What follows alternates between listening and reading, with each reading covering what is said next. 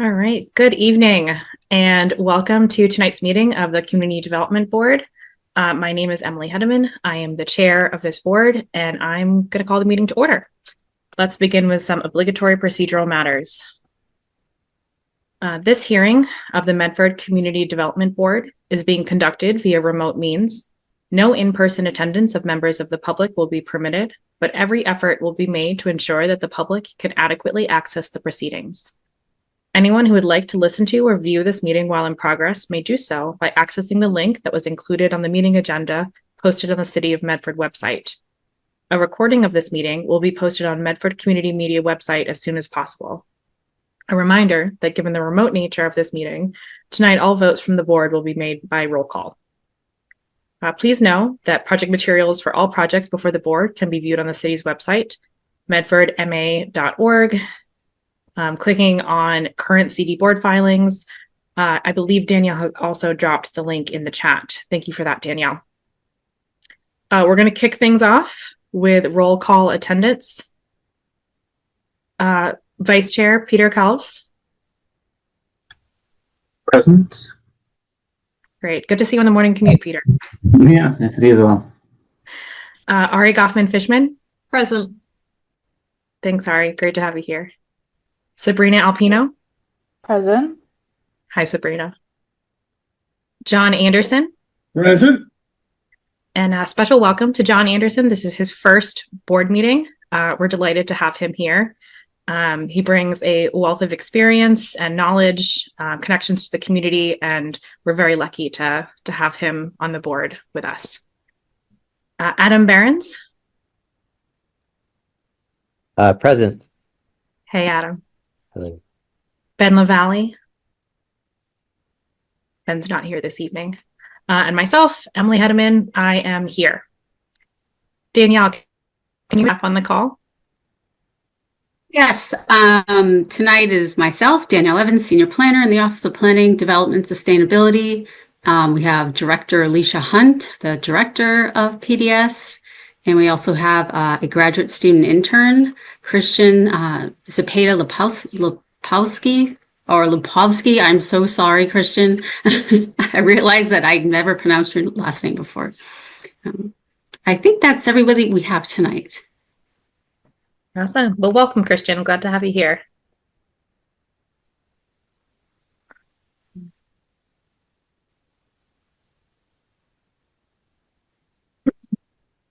All right, so the first item agenda before us is the continuance of the public hearing for the neighborhood residential, urban residential zoning amendments. We did put this out in an updated agenda, but we are, as a board, expecting to continue this to continue the public hearing to a date certain. The primary reason, well, there's many reasons for this, but one of them that we're very mindful of is that there are some procedural issues related to quorum. In order to preserve eligible voting members, we are not able to discuss it tonight and then maintain the eligible voting members. So what I'm looking for is a motion to continue the public hearing to a date certain. And the date certain, I believe we're looking at the 18th or the 25th? Madam Chair, the 18th. The 18th. Okay, great.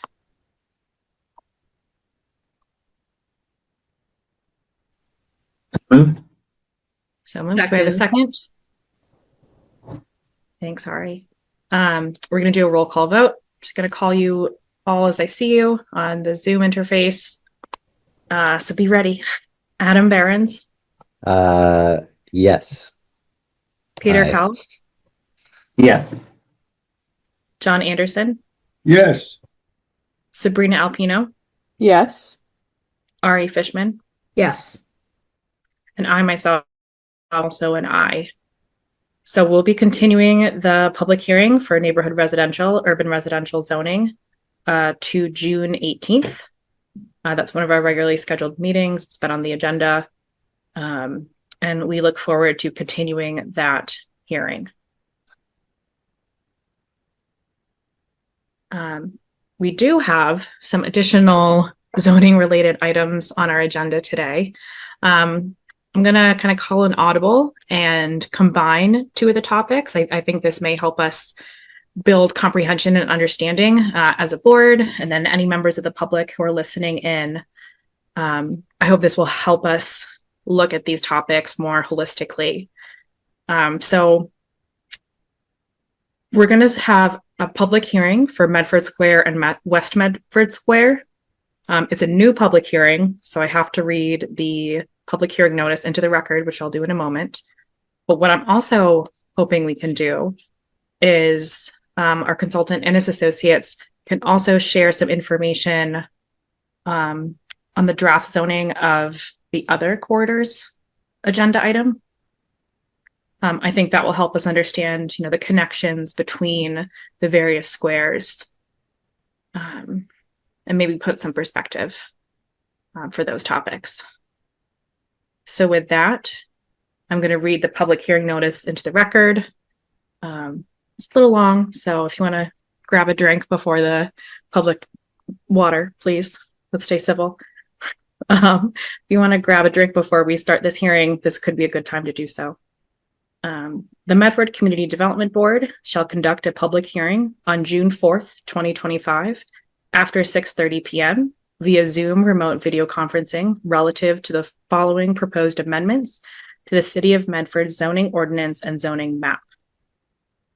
Amend Section 94-2.1, division into districts, and Section 94-9.0, special district regulations, to add the Medford Square District, MSD, and West Medford Square District, WMSD. Amend Section 94-3.2, Table of Use Regulations, Table A, by incorporating the MSD and WMSD zoning districts into the existing table and to designate the uses permitted therein.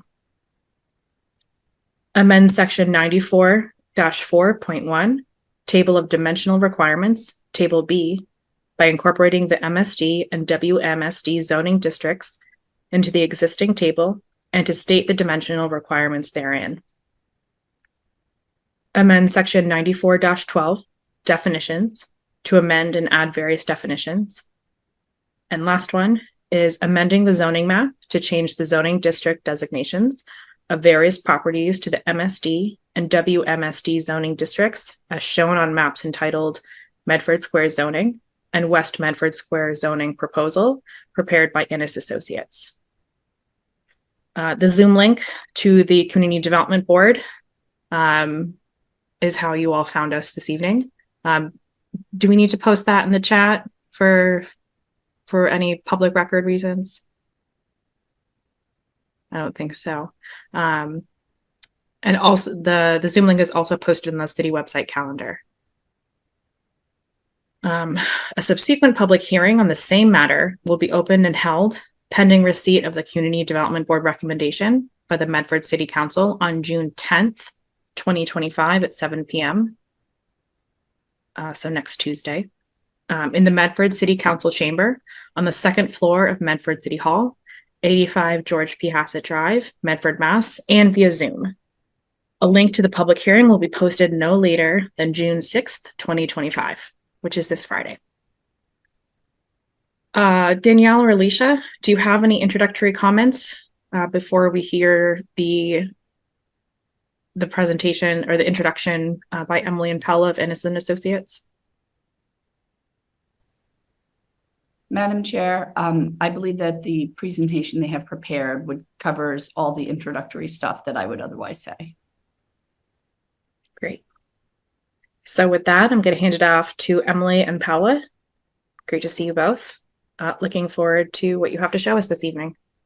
Thank you, Madam Chair. We appreciate it. Again, for the record, Emily Innes of Innes Associates, and I'm here with my colleague, Paula Ramos Martinez. She is just sharing her screen, but I'm going to walk you through a little bit more detail on the agenda and give a general overview of where we are, and then I'm going to turn it over to Paula to provide the updates on the different proposals and then focus on the squares and then the introduction to the corridors. So Paula, if you can just go to the next slide.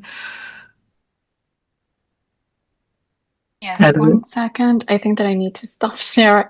1 second. Sorry. Okay. No worries. Technology is always fun. No, yeah, I just lost and I had you all very big, but no presentation. So here we are. Great.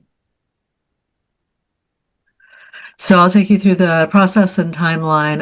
This will be familiar to anybody who's been part of the process. Talk a little bit about where the public can continue to comment and the next meetings, the immediate next meetings that are coming up. And then I'll turn it over to Paula for the citywide approach. A little bit about our interactive map, which is available to everybody. And then we'll go into the squares, which are the subject of tonight's public hearing, of course, and then the other corridors, which, as you said, we believe will provide additional context to this conversation. Next slide, Paula.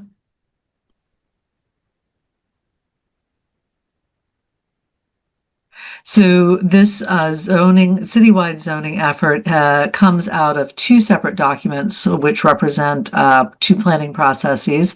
The first you see on the left there, the Medford, Massachusetts Comprehensive Plan, and then the Climate Action and Adaptation Plan. And the text you see below are the goals from the Comprehensive Plan that feed into the different zoning updates that we've been looking at.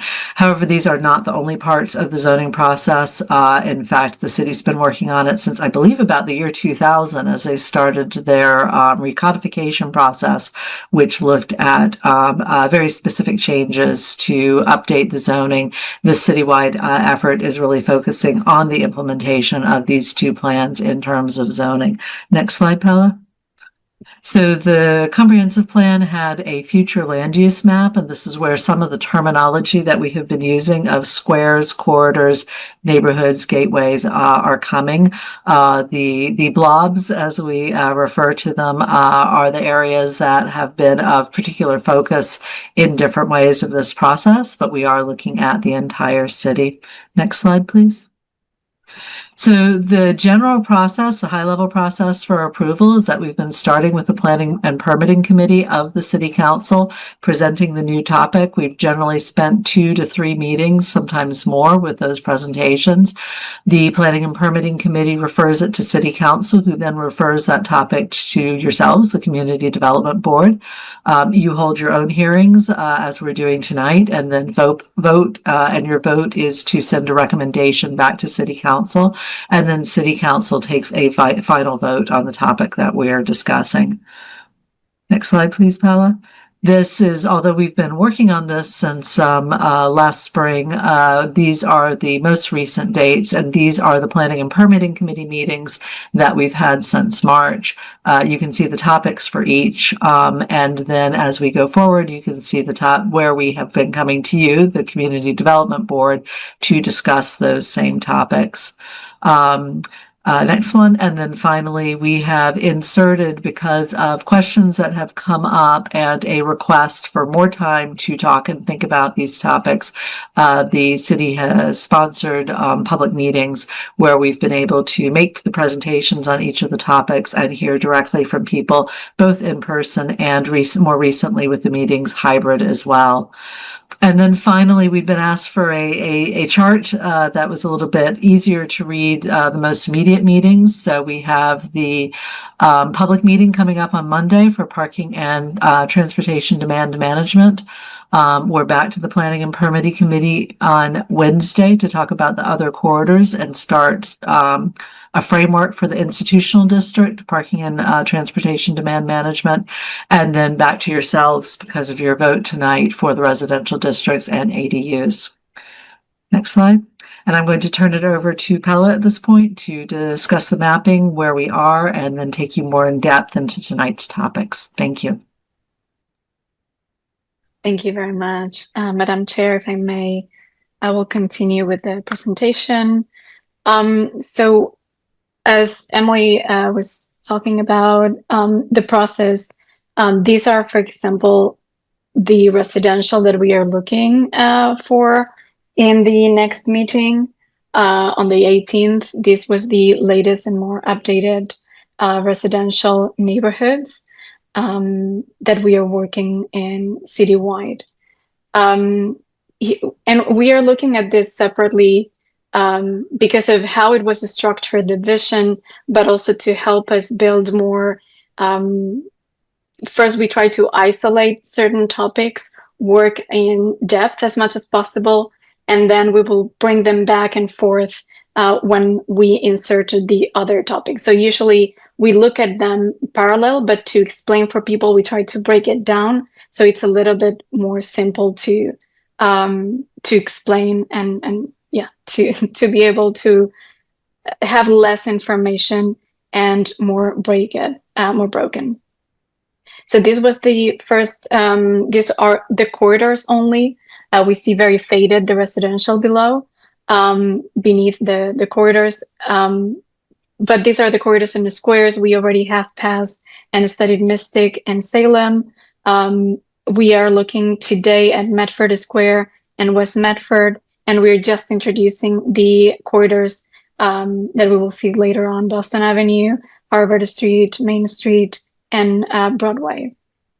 And here we have them already start to see it, how we apply them all together, both, and how they start work together. And this will be a discussion for later. We just wanted to explain or to show one of them all together. As Emily also said, we have an interactive map. It has been explained where you can check, and it's constantly being updated whenever we make changes to the map, so that you can really go deeper. We have some layers that you can turn on and off with the current zoning, the proposed zoning, the already passed zonings like Salem and Mystic, a lot of different layers, as for example, the existing building types. Some of the dimension studies that we have done are in here. Whenever you click into one parcel, you would have on the left the information for that parcel, the requirements for the existing zoning, and the requirements for the proposed zoning. So that is easy to see if it's now conforming or how different it is from the current to the new proposed one. There is a legend, and there are some filters that you can use on the arrow here on the right, so that you can filter by neighborhood, by dimension, by different variables. So it's very useful. The feedback that we have is that they like it, and it is a very complex, because this is a very complex process. So to make it, we try to make it as simple as possible, but also that there are other features there, so that if somebody wants to explore, they can do it. I just want to so quickly here's add that yeah. Emily dropped the link to the map in the meeting chat. Perfect.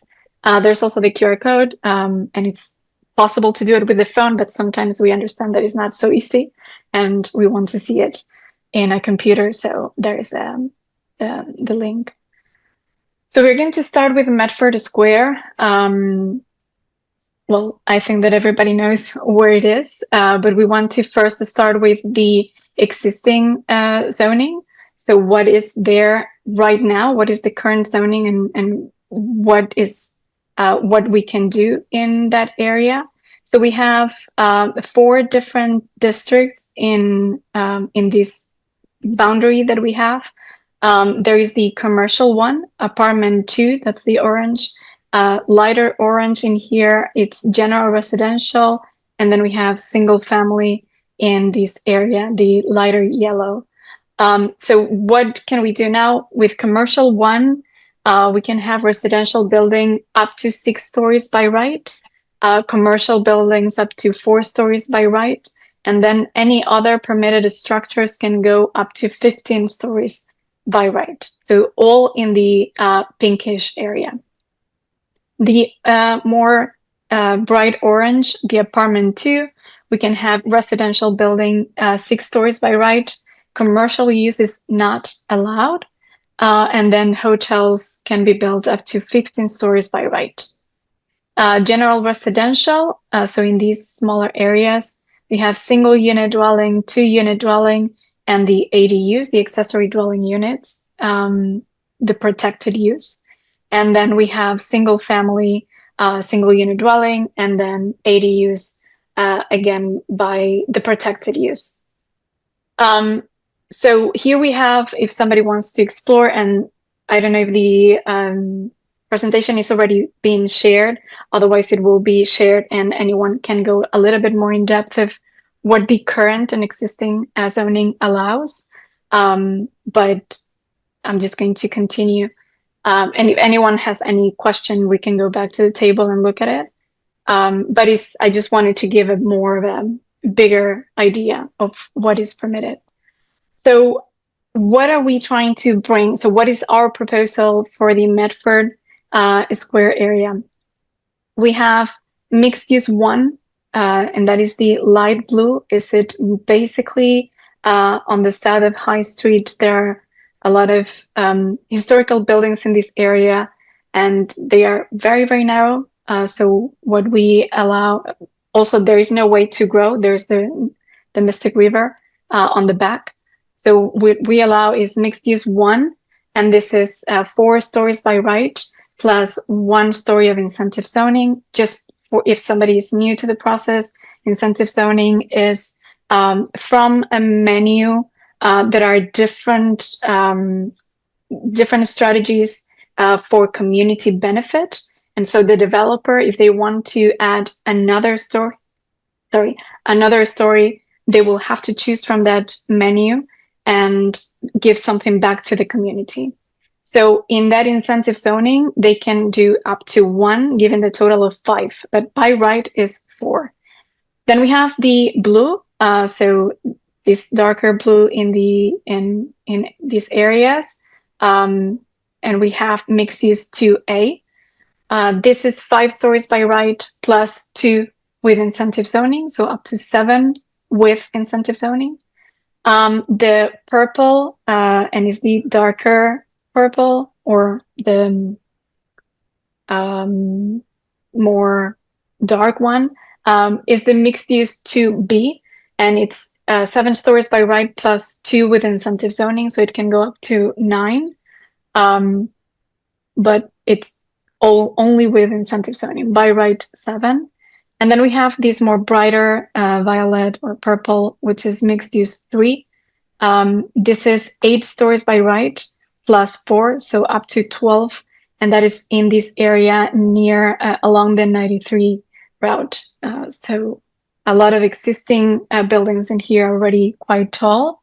And so we just allow them to be as that. We also studied a little bit of what are the consequences with the 93 on the other side is very, very wide. So there are no problems with shadows. And we have the City Hall, which also we had some studies, as you can see in these red lines, we did some sections.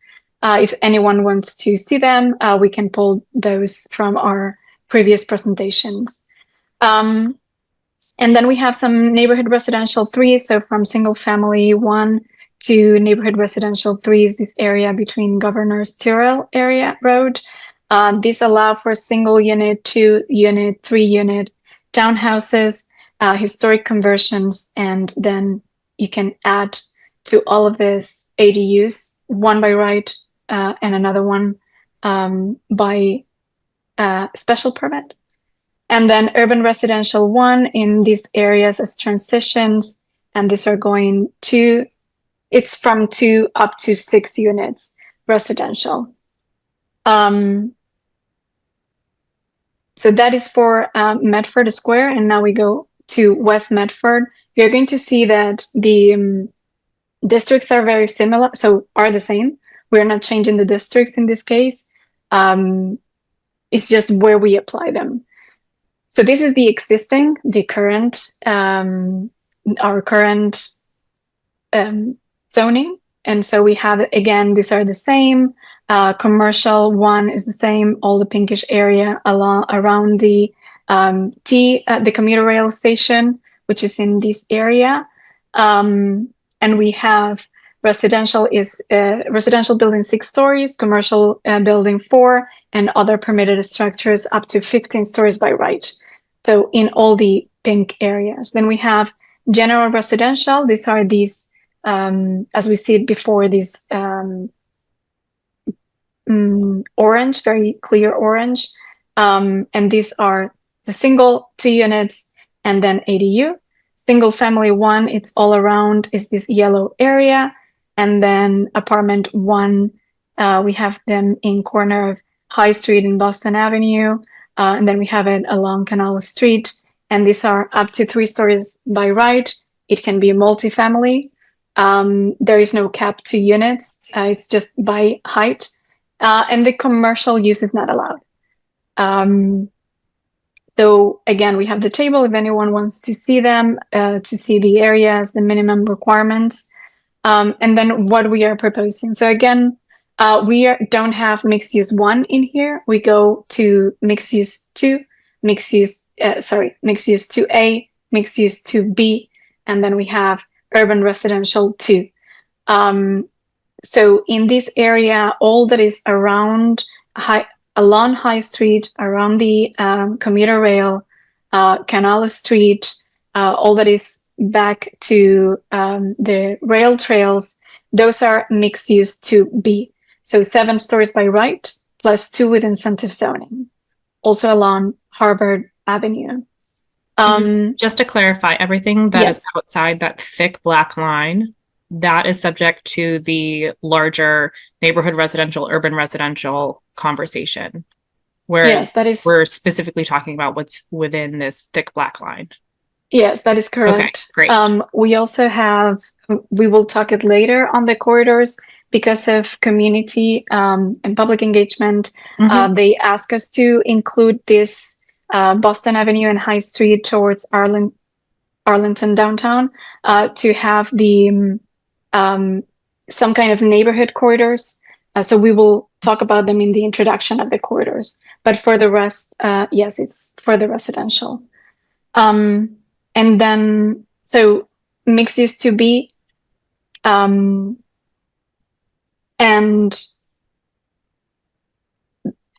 from mixed use 2B, so from the purple towards the residential, we have mixed use 2A. So that's when we see that kind of transition on Boston Avenue, on Prescott Street, and then we have all the rest is urban residential 2.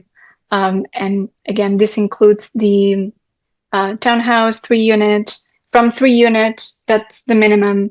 And then we allow multiplex from 4 to 6, and then any multiple unit dwelling that goes higher than 6 units, and there is no maximum cap. So yes, just so that we understand, these are the districts, and we are only in the squares. It's only what is inside that very thick black line.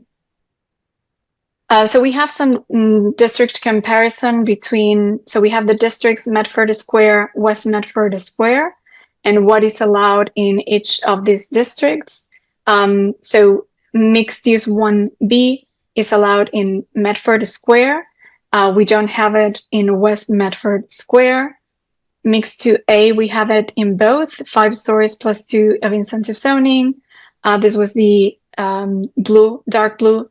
Then we have the mixed 2B. This is the purple that we just saw, 7 stories plus 2 incentive zoning. We allow this in both Medford and West Medford. We have mixed use 3, 8 stories plus 4 with incentive zoning is only in Medford Square along the 93, not in West Medford Square. And then the residentials that we have is in Medford Square, we have NR2. And this is 1, 2 units, historic conversion, and then up to 2 ADUs, 1 by right and 1 by special permit. NR3, we allowed in West Medford Square.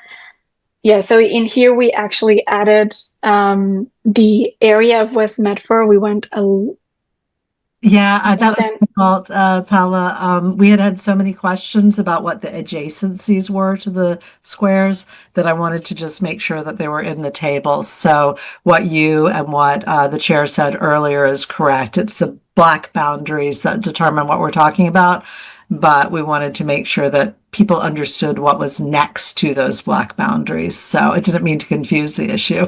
No, the context is helpful, so I appreciate them being in the table. Thank you. NR3 is 1 to 3 units, historic conversion, townhouse up to 3, and then up to 2 ADUs per lot, 1 by right, 1 by special permit. UR1 is from 2 to 6 units, so 2 unit, this is your typical duplex, 3 unit, multiplex from 4 to 6, historic conversion, townhouse maximum up to 6, and then the IDUs are only for 1 and 3 units, and is 1 by right and 1 by a special permit. And then urban residential 2 is from 3 units. There is no maximum cap. So what we have is multiplex from 4 to 6, multifamily more than 6 units, then historic conversion townhouses, and then up to 2 ADUs per lot for 1 to 3 unit dwellings, and again 1 by right and 1 by special permit. So if we see where are inside, we have Medford Square. Inside we have NR3, UR1, and UR2. We don't have NR2. And for West Medford, looking only to what is inside, we have UR2. We don't have any of this. So sorry for the confusion, but it's good to have it as a reference. What is permitted? So that last row going all the way to the left, MX1B is no, yes, yes, no, no, no, no, yes. Perfect. That's what it should be. Okay. Yes. Yeah. Just update that for future iterations if you don't mind. Absolutely. Yeah. Yeah. Sorry, it's confusing.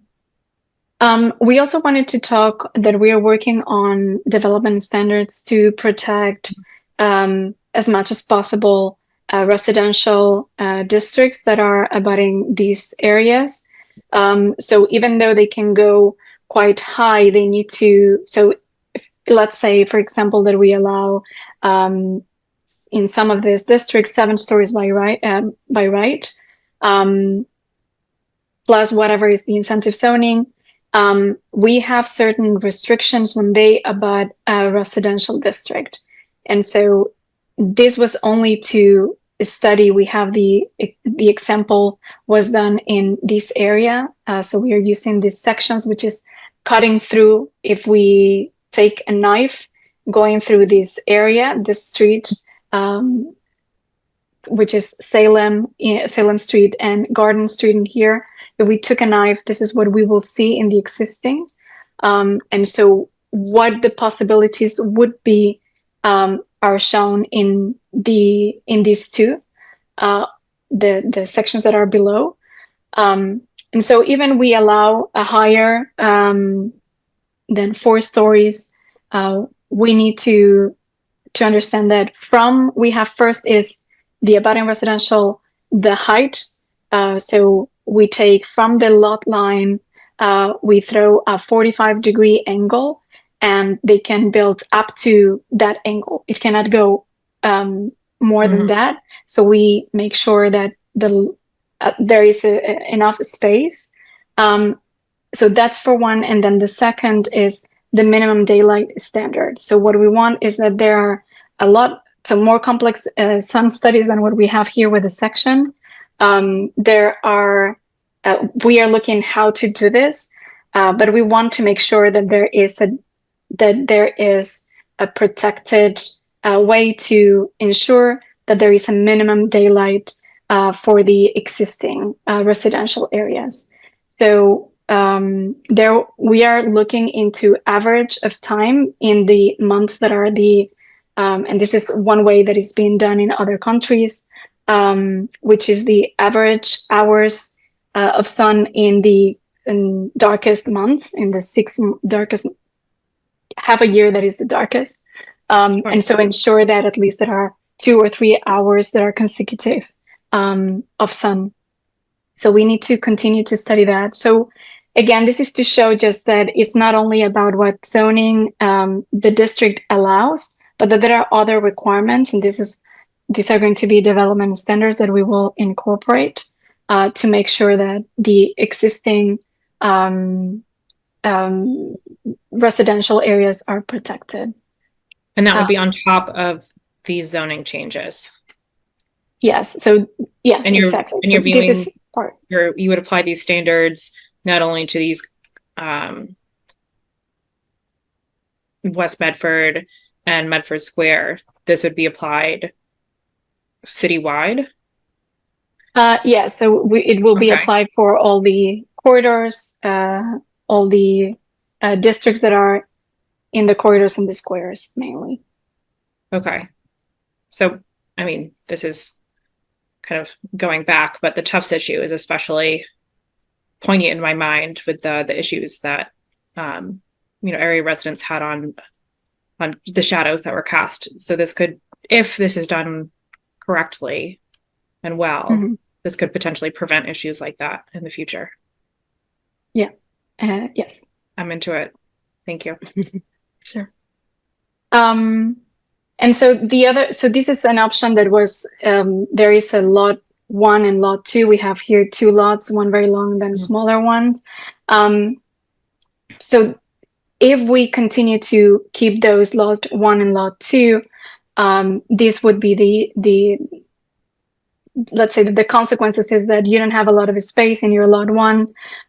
So you do the minimum setbacks, and then you have to adhere to these 2. But the other chance would be if I combine lot 1 and 2, then I can do a bigger setback, and then I can go higher with also step back. So there are many different ways of doing this. But we always want to make sure that these 2 things are protected, so that we always have this angle, and then that we also have the minimum daylight. Okay. And so I'm going to pause here to see if the board has any question about the squares, or if you want me to continue with the other corridors, let me know. What do you prefer? I have one question, and then I'd love to open it up. Just emphasizing that, like, maybe let's hold on our overall discussion until after we hear quarters. But if there's any clarifying questions that the board has, I'll recognize you and you can ask them. So I noticed that the MX3 is really only in that one spot next to 93. Yes. Is that the only place it'll ever be in Medford? I mean, right now, I guess. We don't know what future Medfordians are going to do. So for now, it is in this area and then Mystic Avenue, all that it was all along as well, highway. So for now, it's only where we have it in this area and Mystic. Okay, great. That was my only question. The other ones I interrupted you all, so I think I got That's those good. out. Looking at other members of the board, I just raise your hand if you want to be recognized. Peter? Yes, I just have one question about the urban residential 2 in West Medford Square that seemed to have no upper limit on units, and I'm curious what you think will control the units there. Like, I mean, obviously looking at the parcels, they're pretty small parcels. You can't reasonably fit that much more than 6 units on them anyway. Just looking at the size, but that was just something that I wanted to ask about. Mm-hmm. If there was any kind of unit cap, or you just it's just expected that the parcel size will do that on its own. Emily or Paolo, do you have any thoughts on that? Yeah, so if I may, if we see the existing around Canal Street and in this area, when we go to apartment 1, also there is no cap of units. That's something that we are introducing now, more gradients, so that we also have that missing middle housing, and to give a lot more variety in housing. Right now, your current zoning, multifamily is more than 3, and it can be 3, it can be 100. The same applies. So we want to Okay, do gotcha. a bigger gradient with that. Now, your question, absolutely true. In the red areas, we don't have a maximum unit. What we want to make sure is that in this quarter of a mile, we don't have single family or 2 units, so that we start with 3 units. Okay. That's No, I basically get the thought process behind this. So there are a lot of other, we have parking requirements. The lot minimums are quite small, but it will fit only a 3 unit with all the different requirements that we have. We have permeable surface, we have landscape, we have parking. So with all that, it's very difficult that in these lots, if they are not combined, that they will make more than 3 units. Okay, no problem. Thank you. I just wanted the clarification. I appreciate the thought that went into it.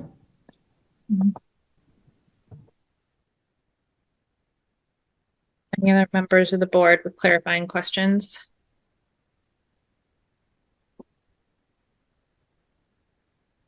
Peter, you might have just sparked a question for me, but I'm using the interactive zoning viewer to potentially answer on my own. You can always ask. But I'm glad to hear you say that, because that is what we were hoping that people would do with the interactive viewer, is really explore it. The layers we put in there are very much tied to the questions we've heard throughout the process. So Yeah. we're hoping that would allow people to get more data on their own, and inform their thinking on it. So glad to hear you using it. Yeah, I think I answered my own question. It was Bella, you made a comment about, we want to make sure that there's no single family within a quarter mile, ish of the West Medford commuter rail station. I was trying to figure out how many single families are there now. Because the other thing with this zoning is, we need to make it super clear that this is not requiring anyone to do anything differently with their property now. If you live in a single family home, you are not required to, add another unit by any means. It just means that, if you as the landowner were interested in developing, you could add more units. Exactly. And it's not a prohibition in any way, shape, or form, or a change to existing single family. It is a Yes. prohibition on new single family that is not replacing. I think we've had this conversation before. Yes. But I know this anybody question who's comes there up a now, lot. anybody who owns a Yeah. single family now in any of these districts are protected on under your current non-conforming provisions in the ordinance. And Okay. just to also add to that, the protection is you can tear it down, but rebuild a single family. You can even add, I think it's double of what you already have of gross floor area. And you could add also ADUs, for example, because it's also for the, so if you want to build an ADU, you're very welcome to do it. So the protections are quite high. Great. Thanks for clarifying. John, I see your hand. Do you have any questions? Yes, to Paula, those rights that the single family owner would have, those are by right? I mean, or would that require a trip to get a, what do you call it, a variance? There, I'm pulling up the, sorry to jump in on your answer, Paula. I just want to let everybody know I'm pulling up the section now, and I'll put it into the chat. Yeah. I mean, I know of people who have a home that's non-conforming for one reason or another, and just about anything they need to do, anything they want to do with it requires a hearing, notifying the neighbors. Is it a detriment to the community, et cetera, et cetera? It's a great I'm just question. wondering, Yeah. with that, I'm sorry. I'm going to defer that questions to Emily. Do you know, Emily, if that needs the variance? So it says if the building commissioner determines that the proposed alteration, extension, or change exceeds all of this, exceeds the criteria that are set forth, then the Board of Appeals would need to do a special permit, which is a slightly lower bar than a variance. A variance can be quite tough, so it gives a special permit process. But if the, by extension, if the language is, if the criteria is met, then the building commissioner can make that determination. So I've put I'm putting the section number on. I'm just about to put the link on so people can find it and read it themselves. But there's no need for the variance. It would either be a building commissioner determination or a special permit based on the criteria. How And, many- and to clarify, the special permit would be issued by the zoning board of appeals. Yeah. So people don't always know what the difference is, that a variance is a very tough legal test and a special permit is a much easier thing to receive, but it does involve going to the Board of Appeals. How many non-conforming structures are there in this West Medford Square area? That is a very good question. We did some analysis in the very beginning. The nonconformities in Medford are quite high. In this area, because it's very historic, I can imagine that there are a lot of nonconforming existing. So the single family requires already, single family one that I think applies here requires already a 7,000 square foot lot as minimum. So you're going to have a lot of non-conforming existing. We can absolutely prepare for next time a non-conforming map for the lot area and certain requirements that are already there. And we had done a lot of the non-conforming analysis back last June, actually, and discussed it with the Planning and Permitting Committee. I believe those maps are all online now, but we don't have the exact number in this particular area, but we could certainly research that and bring it back to you. And as Paula said, show a localized map of the work that we did last year. Since you brought up the issue of historic structures, I would like to ask this.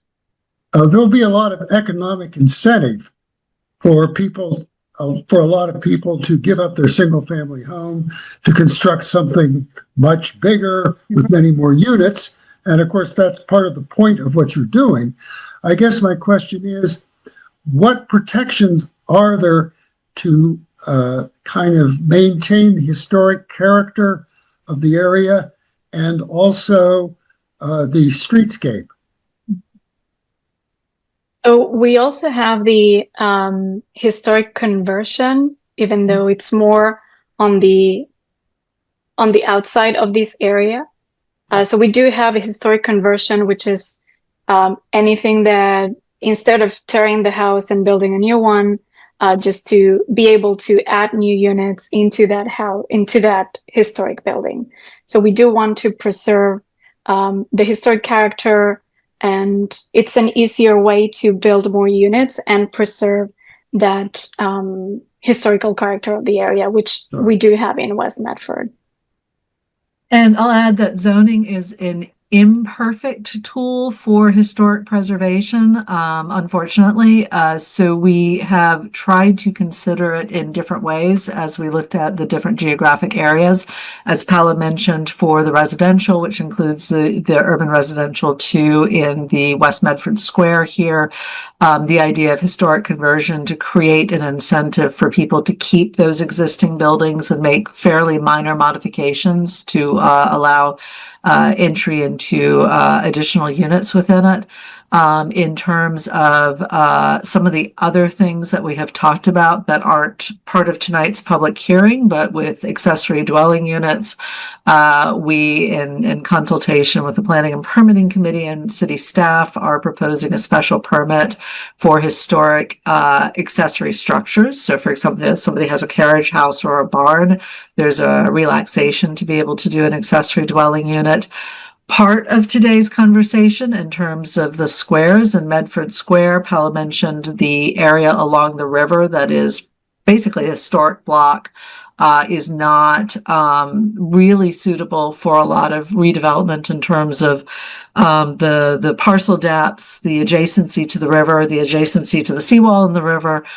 So by making that mixed use one, we are effectively zoning it for what it already is, and providing some protections there. If additional historic protection is of interest to the board and to the community and to the city council, as we look at the incentive zoning, we may be able to place some additional incentives around historic development in that. In terms of the streetscape, again, for the public right-of-way, zoning doesn't address the public right-of-way. However, the green score that the city passed earlier this year, while it does address principally stormwater management and other components, has aspects of it that on the private side can reinforce the streetscape. In in Mystic Avenue, we started with that, and then in other portions of this, we have requirements to widen the sidewalk on the private property side so that there is a wider sidewalk that would allow for a better, more active use of the area. So that's also built into some of these. Of course, that only comes into play with a redevelopment of a parcel, not with a historic building. So there's there are waiver provisions under certain circumstances, but we are considering how and where zoning can contribute to both historic preservation and the public experience of being on the street and the streetscape. Oh, I appreciate all of those comments, and also that, of course, zoning is an imperfect tool.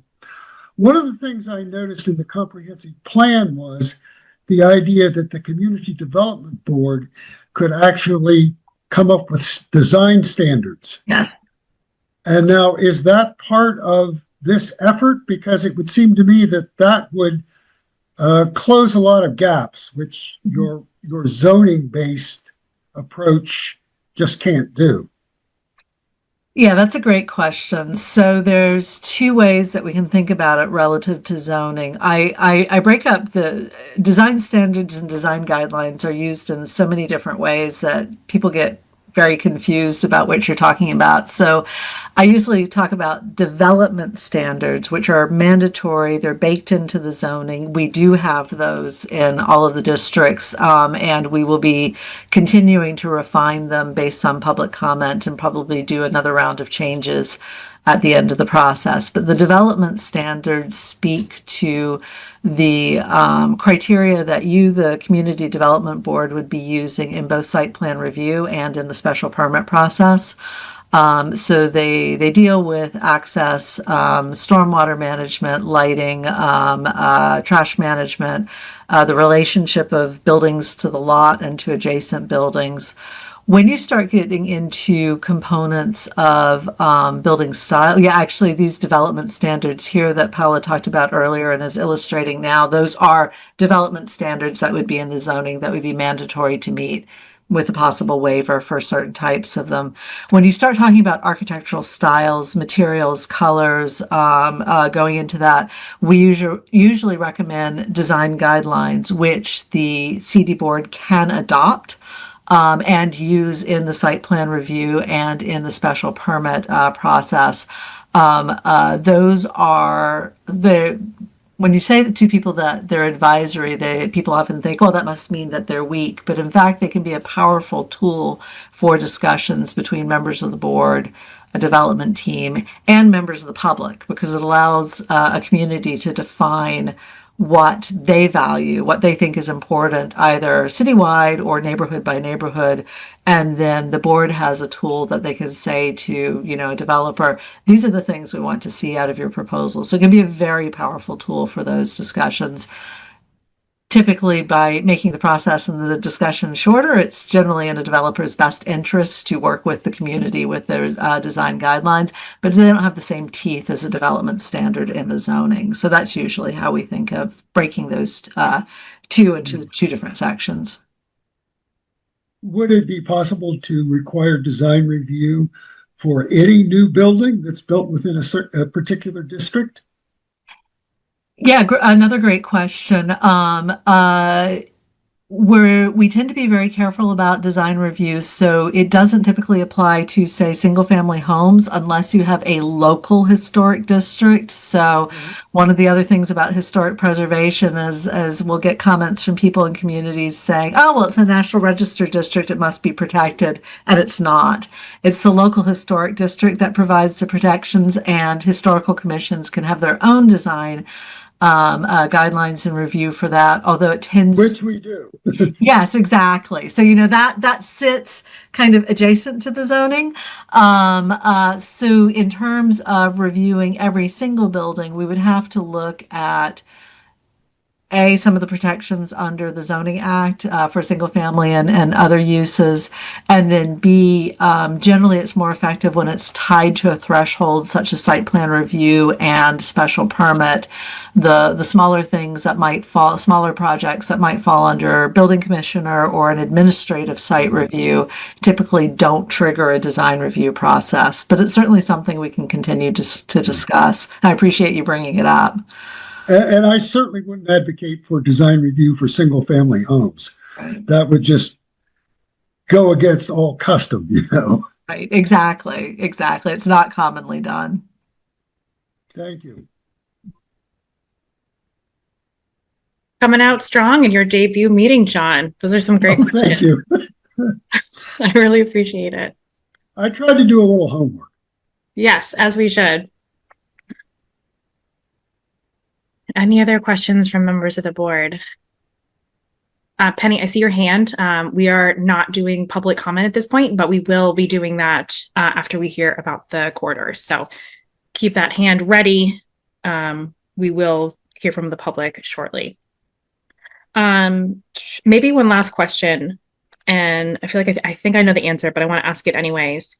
In the old zoning or in the present zoning, buildings up to 15 stories are allowed in some areas. I feel that number has been kind of floating around as almost like in a scary way.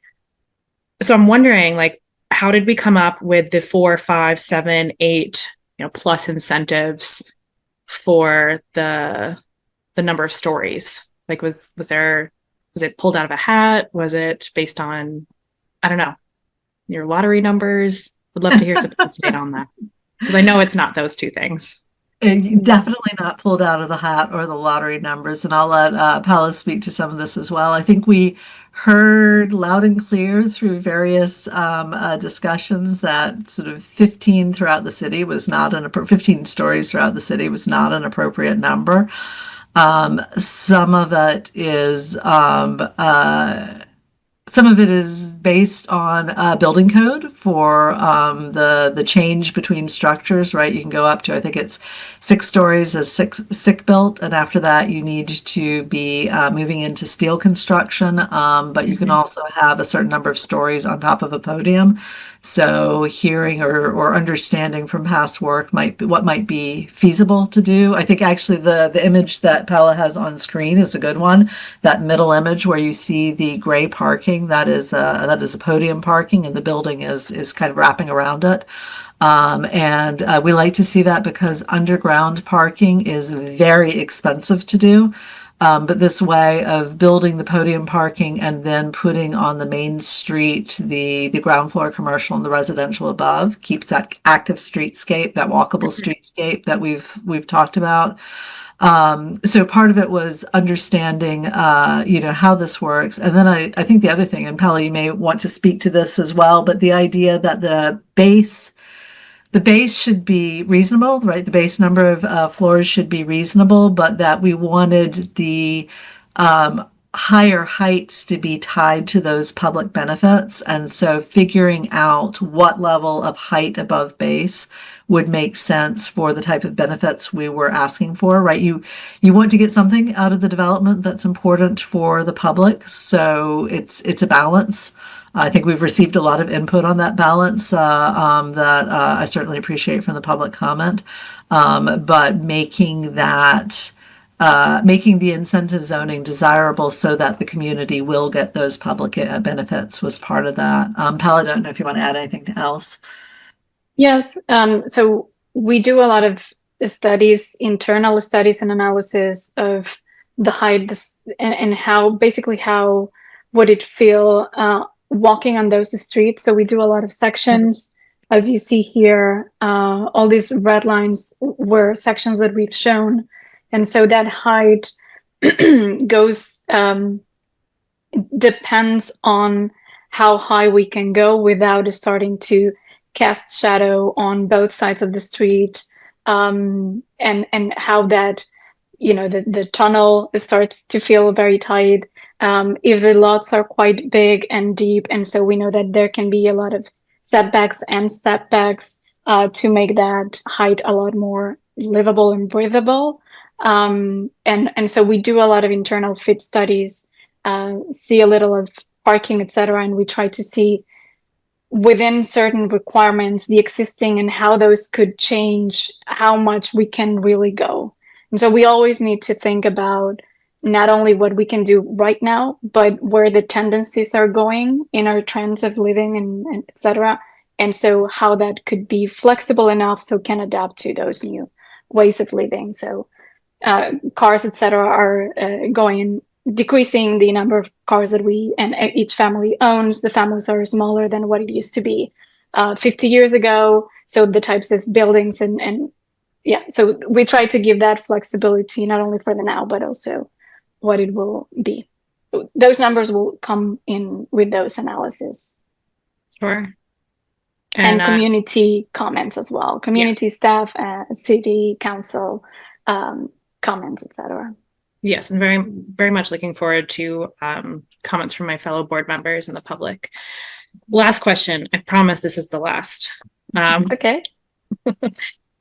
I don't know if everybody else thinks it's ugly, but we have our little parking blobs on those two bottom sections. I completely recognize that, you know, parking is necessary. But like, let's say we reduce the parking requirements.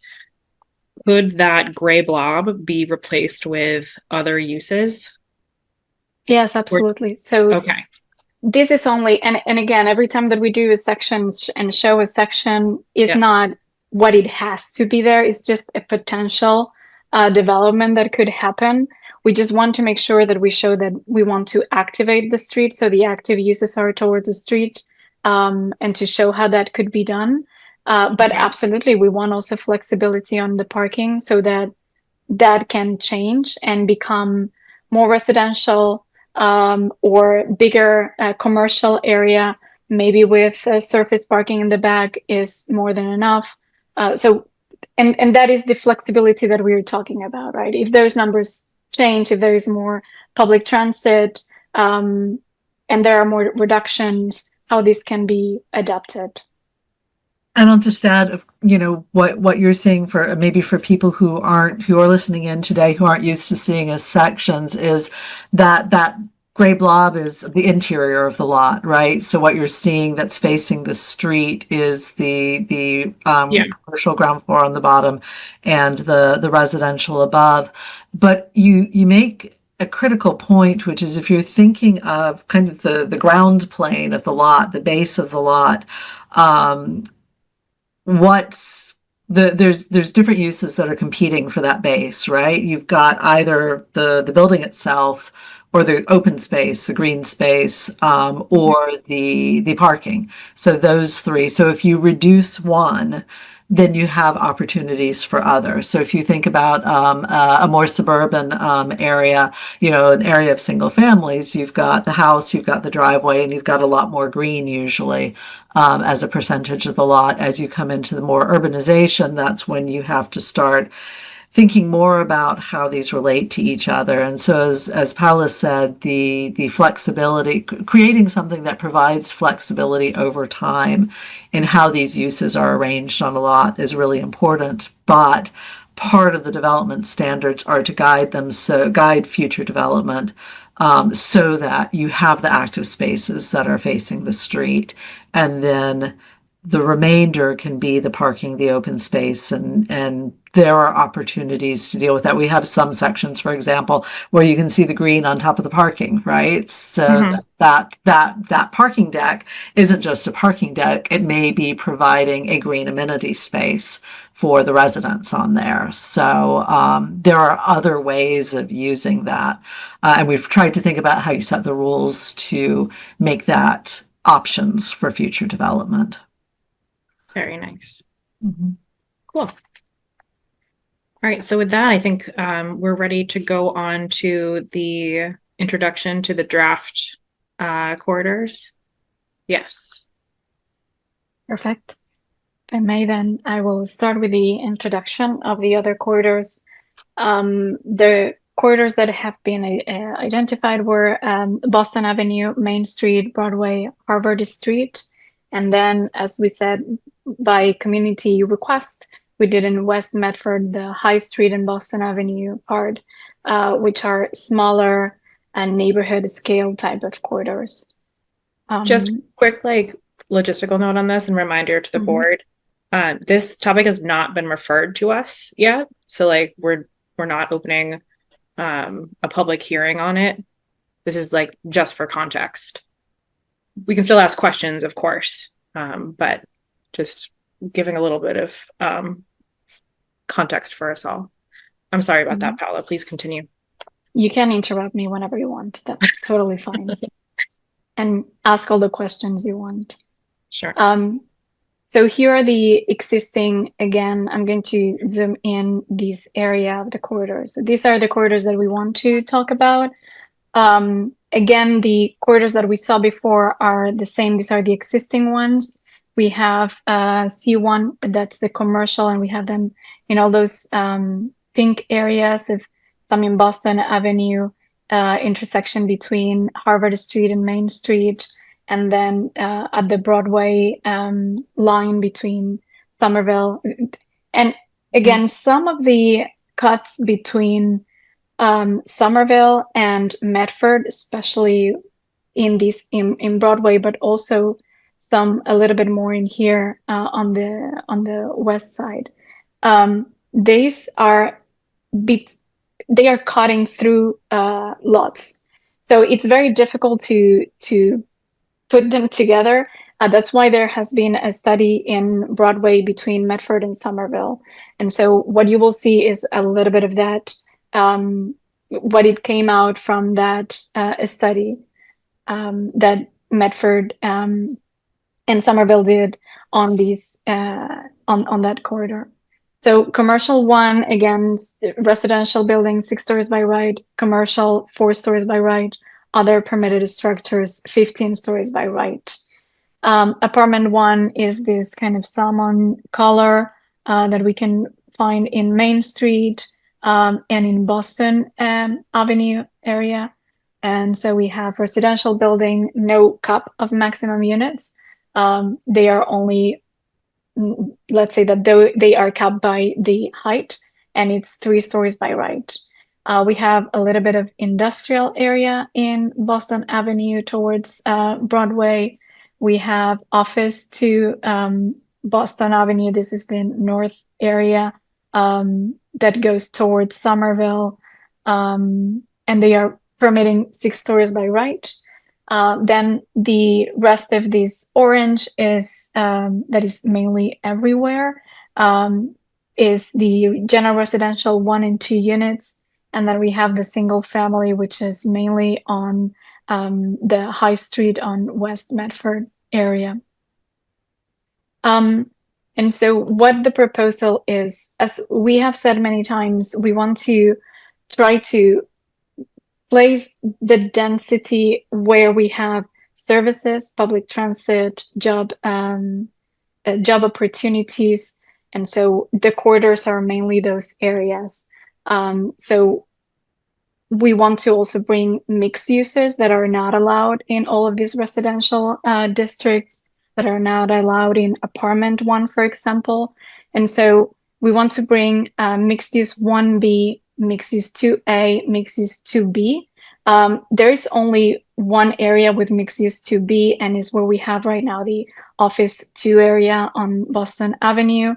And then we have mainly mixed use 1 on the northern part of Main Street.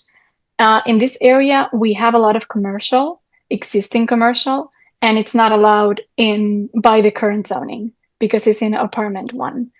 So we want to make them conforming and be able to do any changes or have more residential on top, or whatever they consider it's good for their business as well. So we are doing all that apartment 1. We are converting them into mixed use 1B, and it's 4 stories by right plus 1 of incentive zoning. Then we have wherever we have usually intersections, or there is something important of a public space. And so intersection we have on Harvard and Main Street, which is already allowing 6 stories by right on the current zoning. We have Medford Tufts Park. We have also increased the possibility for height.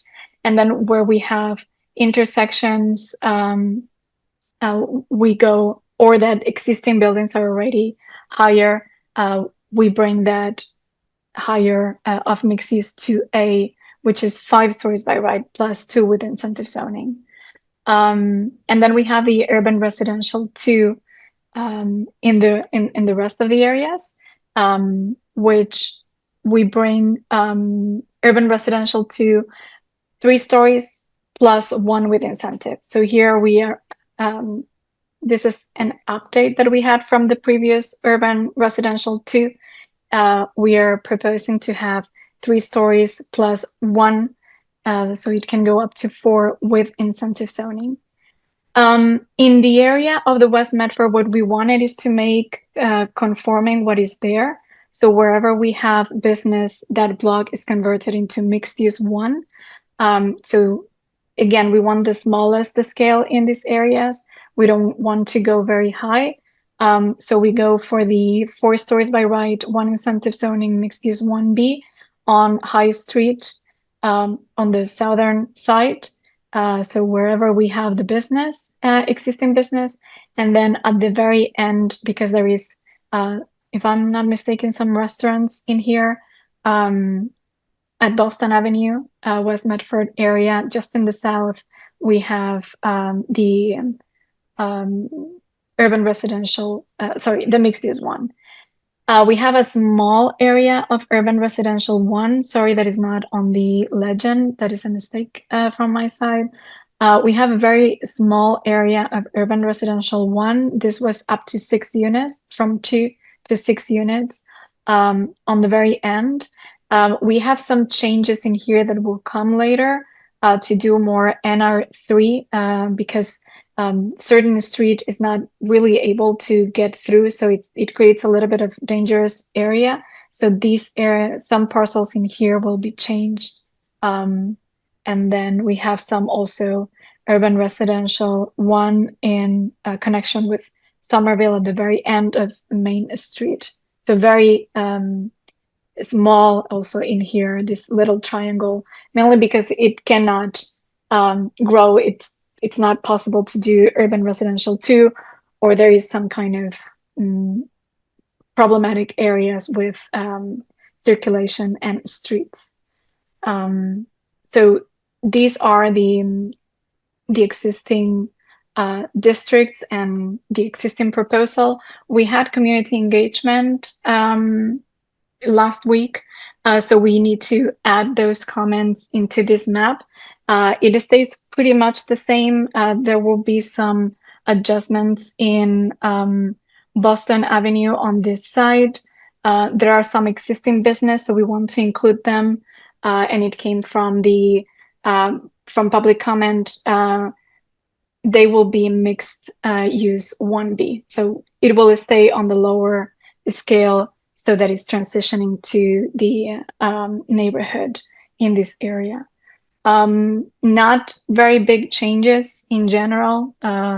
They were quite positive. That's what I can tell you from the community engagement that we had. So to look at the comparisons so that you can have them all in the table, and these are really focusing inside these areas, these corridors. We have mixed use 1B, 4 stories plus 1, mix 1 to A, 5 plus 2, mix 2B, 7 plus 2. So mixed use 3, we don't have it anywhere. So we don't, as you can see, no, we don't have it. Mix 2B, it's only on Boston Avenue where we have Office 2 right now on the very north part towards Somerville. That is the only place we have it. Otherwise, we do not have any of this district. Mixed use 2A, we have so not in the West Medford areas, because we only go with the very lowest mixed use that we have. And then on Boston Avenue, Main Street, Harvard Street, and Broadway, we do have some in certain intersections, certain areas where we could go higher. That's where we have it. And then mixed use 1B, we have it everywhere except for Harvard Street, because the intersection, as we showed, are mainly as it is already 6 stories by right now. So we let them in mixed use 2A, 5 by right plus 2 with incentive zoning. And then the rest is mainly residential. And then this will belong to Boston Avenue. And then we have urban residential 1, urban residential 2. We do have urban residential 1, as I was explaining, in very smaller areas on Boston Avenue and Main Street. And then we have urban residential 2 in all of them as filling that residential areas. So it's allowed in every corridor. Again, just to remember, the UR2 is 3 stories by right plus 1 incentive zoning. And that's the overall. Now, questions, please ask.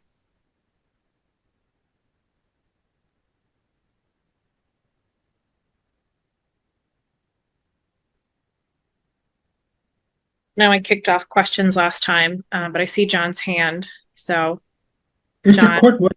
yeah. It's a quick one. Just looking at the map, these sort of large gray areas like Greenleaf Avenue, Brookings Street. How are those areas zoned? You know, like if you go down Boston Avenue. Right. Those are the residential districts. So they'll be the subject of the June 18th meeting. Okay. Yeah. So now the black line around Mystic Avenue, that's one of the corridors? Yes. The 2 black lines, the ones that have the black lines around them are the ones that have already been approved. We wanted to call them out. Okay. Yeah. Okay. So it's the blue, green, purple, and red colors that Got we're it. at today. Got it. Yeah. Okay. Thank you. You're welcome.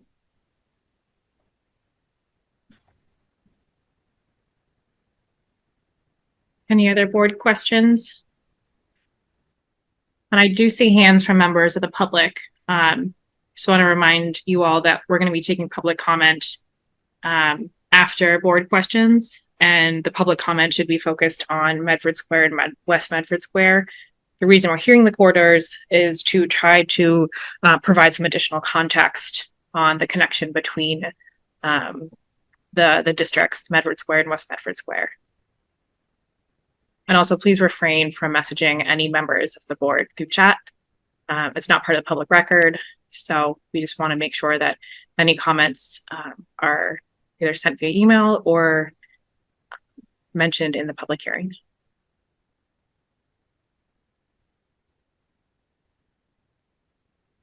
All right, if there's no board questions about the other corridors, I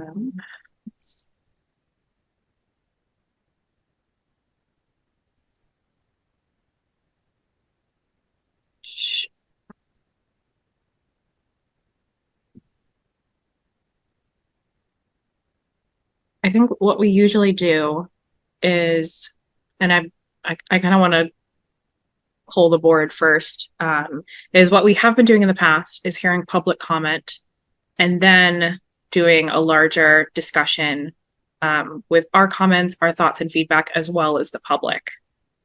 Is that something that we'd like to do again? I don't think I need a motion on this, but like, okay, cool. I think it makes sense to Yeah, do that, to be able to incorporate what we hear from the public in our panel discussion. I agree. Okay. Awesome.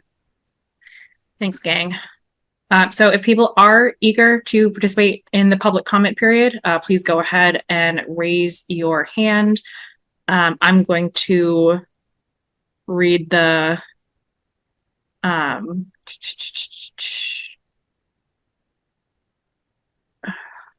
I'm going to read the standard blurb.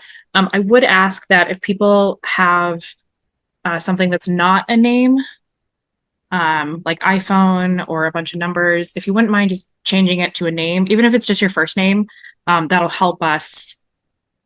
That'll help us just kind of call your name when you're ready. And we do ask everybody to say their name and address as part of their comment to put it into the public record. So I see an admin. I see, what else do I see? Most of them. I see an iPhone. If you're not planning to comment, then don't worry about it.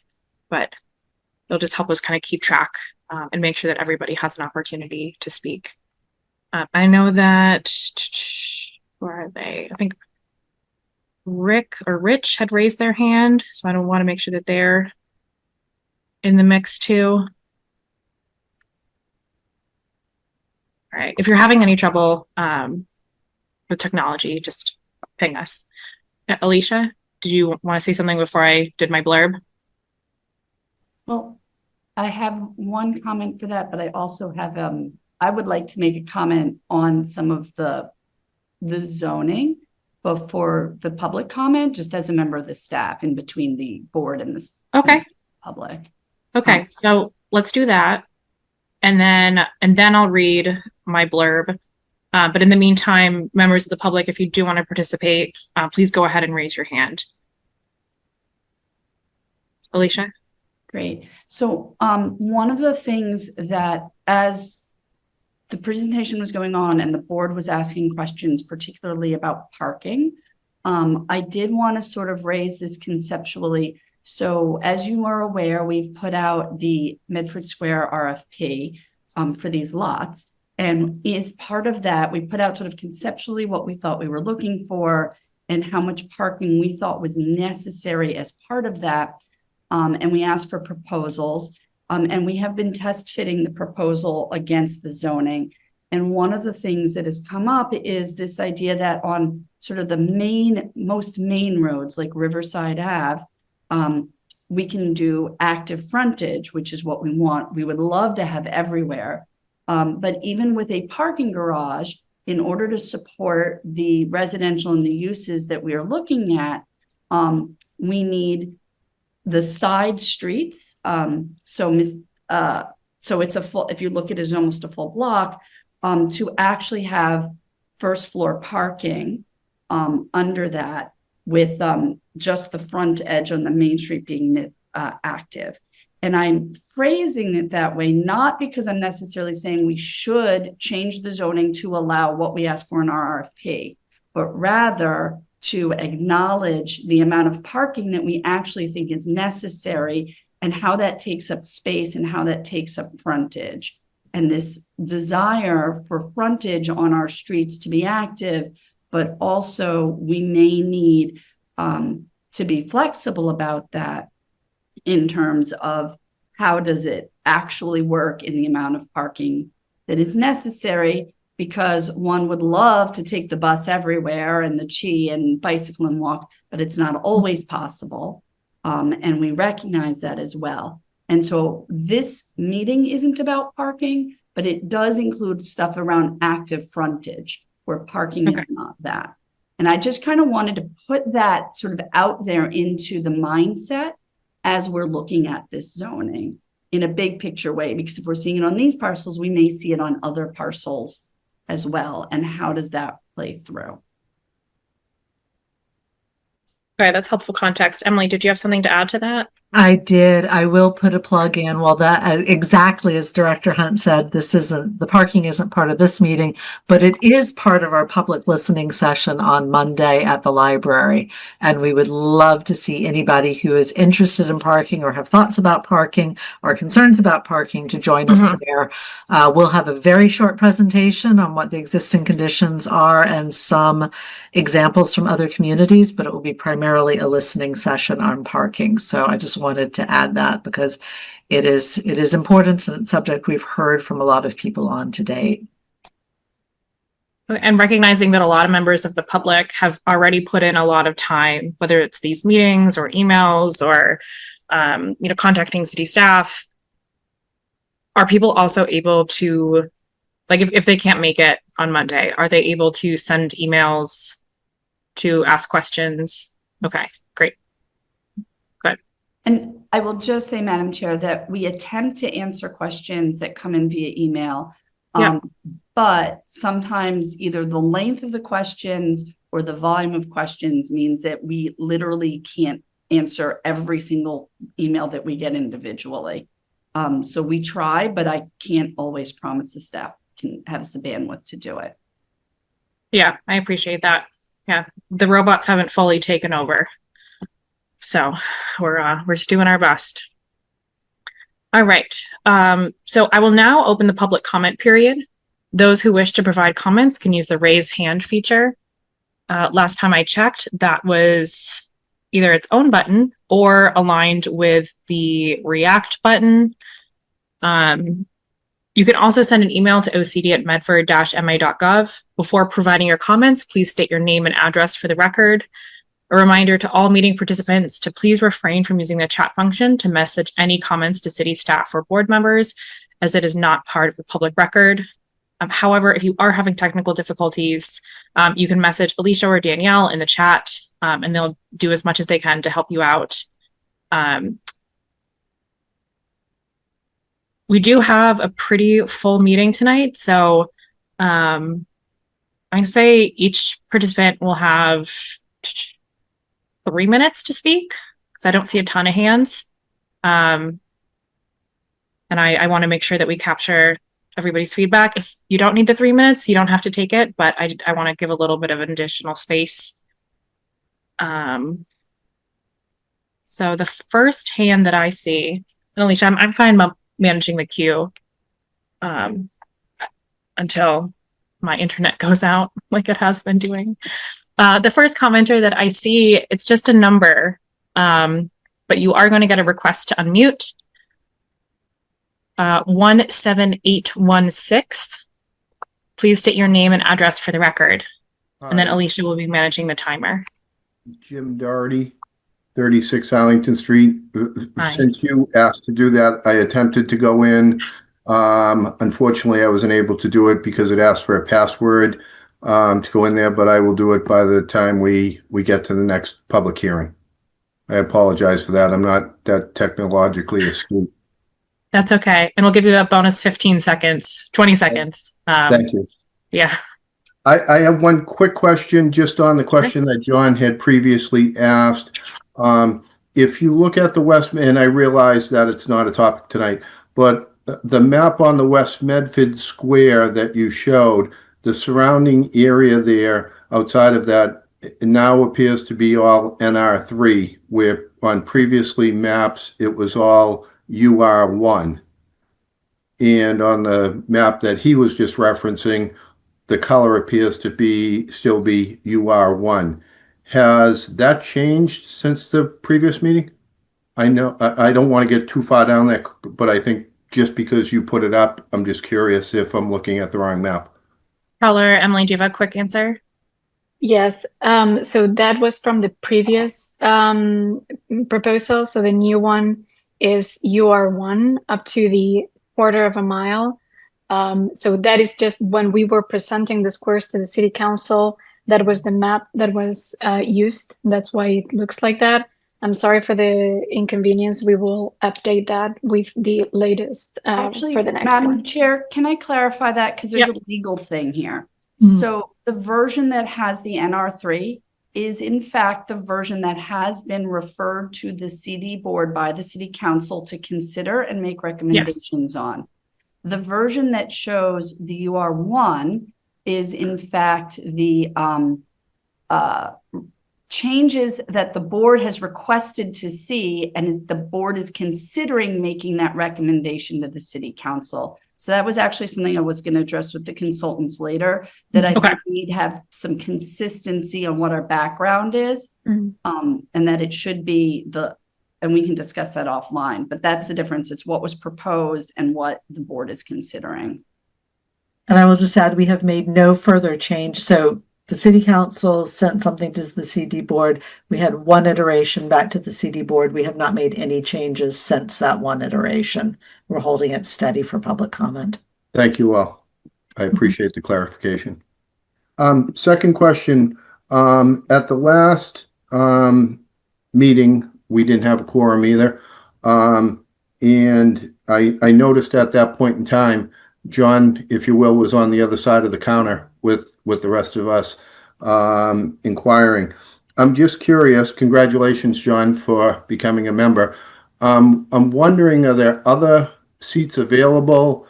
What the process is for that? And is there any type of, way you can submit if there are space available? Because it seems like it was a pretty quick thing, which I have no problem with. I'm just curious. I think the public, should be aware if there are openings like that.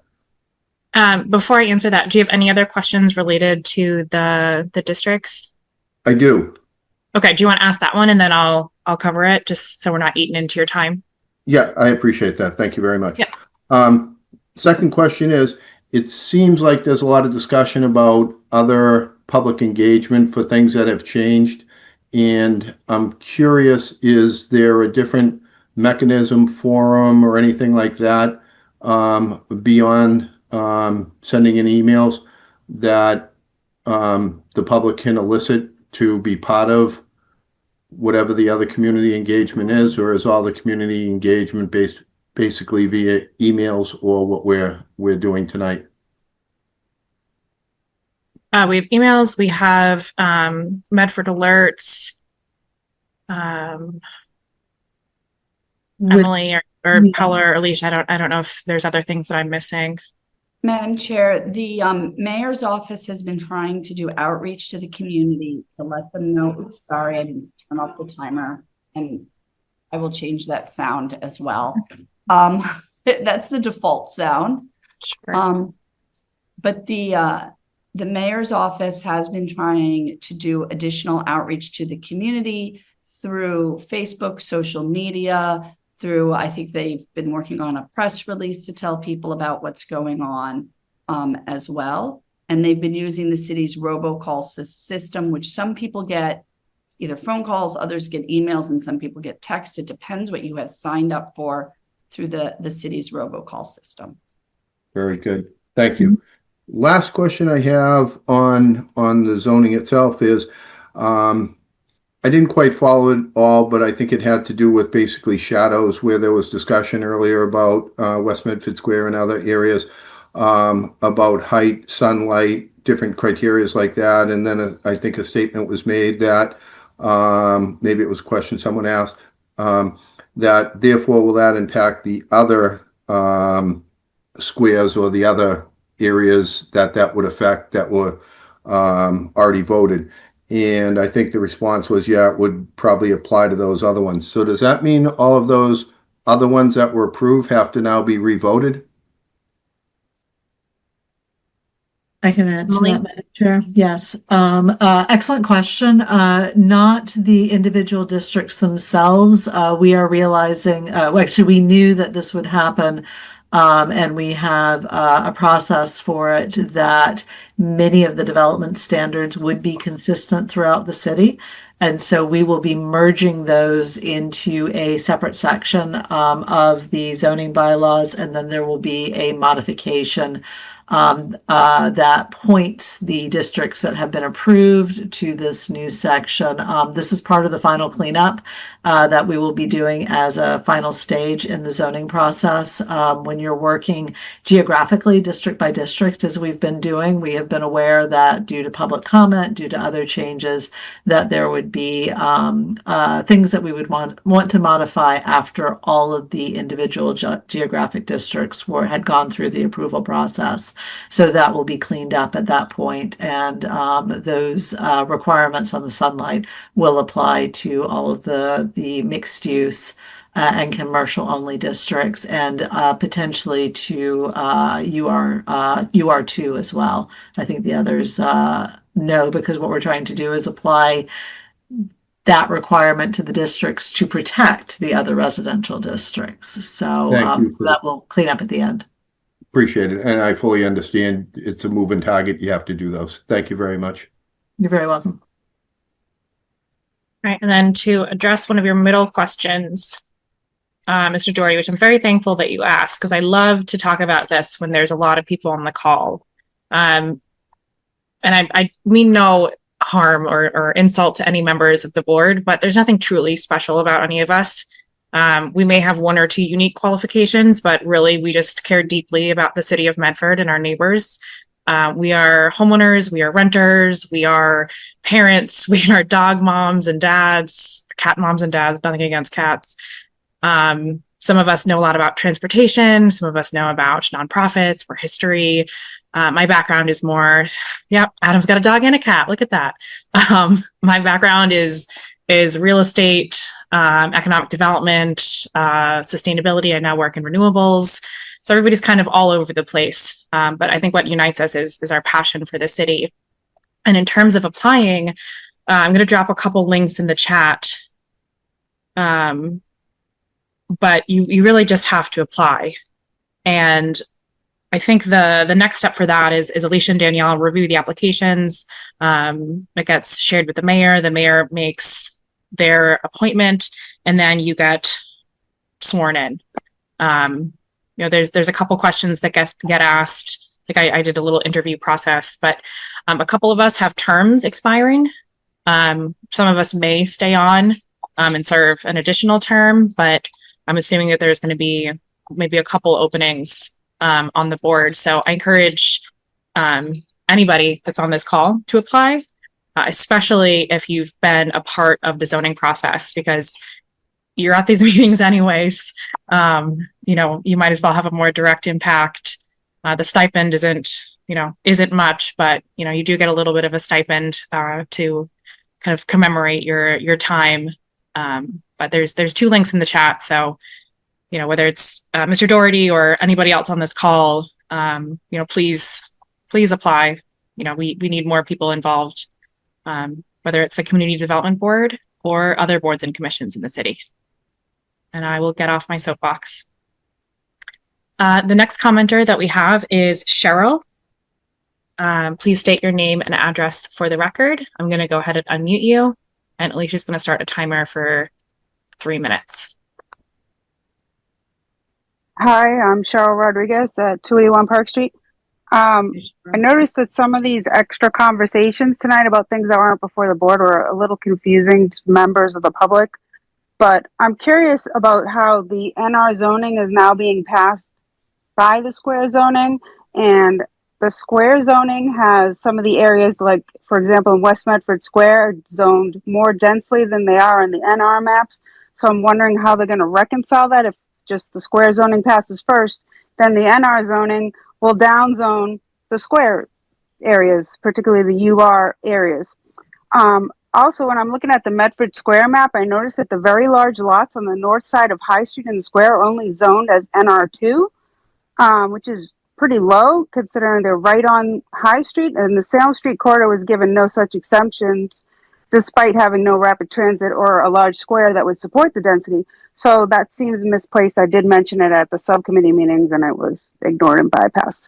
NR3 and West in the rapid transit circle exactly matches the density of Glenwood, which again, we don't have any rapid transit. So it seems right inside that quarter-mile circle that West is zoned pretty low. And if Glenwood is going to stand, then they should stand taller than us. I noticed tonight we're talking about design and development standards, and Salem Street was placed on one of the maps that you showed. That now we're concerned about shadow study. When the Salem Street neighbors rallied and asked for shadow studies, we were told that that wasn't done. We were quite shut down, and it's very concerning that the Salem Street zoning is live right now, and it doesn't have any of these design standards. It can happen just the way that it is with no regard for shadow. So I'm not sure why we didn't wait to allow the zoning to be used before the design standards, when there's so much developer pressure on Salem Street that we were rushing to get the zoning through so the developers wouldn't miss the summer. And now those buildings can happen without consideration of our sunlight or design standards because those things don't exist.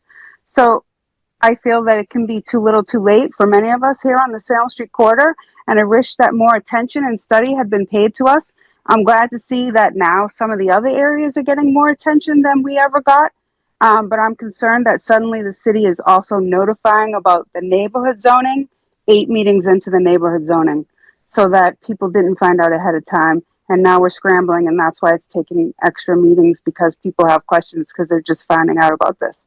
So I know that there's an urgent rush for the city council, and I appreciate that this board is not responding to their pressure and is taking their time and trying to look through these proposals. But I hope that when we do the cleanup that we can remember the areas that we really rushed through and didn't give as much consideration and thought as the areas that we're doing now. Thank you. Thank you, Cheryl. I think those are some really thoughtful and valid comments that you just made. So really appreciate you bringing that up. I'm wondering if Emily, Paula, or members of the city staff have some insight. I know Cheryl mentioned some process steps that maybe need to be clarified. I hear what she's saying about, we passed Salem Street and now we're looking at these kind of larger development standards. But then there is this gap in time. Like, how do we? I'd be happy to address that, Madam Chair. So the development standards were in fact included in the Salem Street zoning. There are modification. We had originally included development standards in the Mystic Avenue. We modified those for us to be specific to Salem Street. In fact, we learned a lot about looking at Salem Street, and some of those will be moving forward and being equally applied to the squares and the corridors. Can you give some examples of that? If you have yes. Absolutely. I don't have the text in front of me, although I can certainly pull it up, speak to it later. But we set up standards for how the mixed-use buildings would relate to the residential-only buildings in terms of setbacks and stepbacks. That 45-degree angle that Paula showed earlier was first instituted in the Salem Street development standards. And in fact, in August of last year, there's a couple of slides in the presentation that we did. I don't remember if it's in front of yourselves or in front of city, the planning and permitting. I'd have to go back, but it does show shadow studies in there. So, I think the length of time that's passed and the number of other presentations that we've shown, it can be sometimes hard to remember what was shown at which meeting, but we did look at those. We did not do as many site sections, but we did site sections. So, Salem Street was something where we tried to respond to what we heard for public comments and also bring those lessons learned, right? Listen to the community and bring them forward to the others. So certainly there's been an iterative process, and that's how it should be when you're looking geographically. And that takes us back to the wrap up. And I think the speaker, Cheryl, made a good point. When we go back and relook at all the geographic districts, relook at the lessons learned, if there are things that need to be modified for individual districts, and we will certainly be looking at that as well. So I appreciate her bringing that up so we could address it.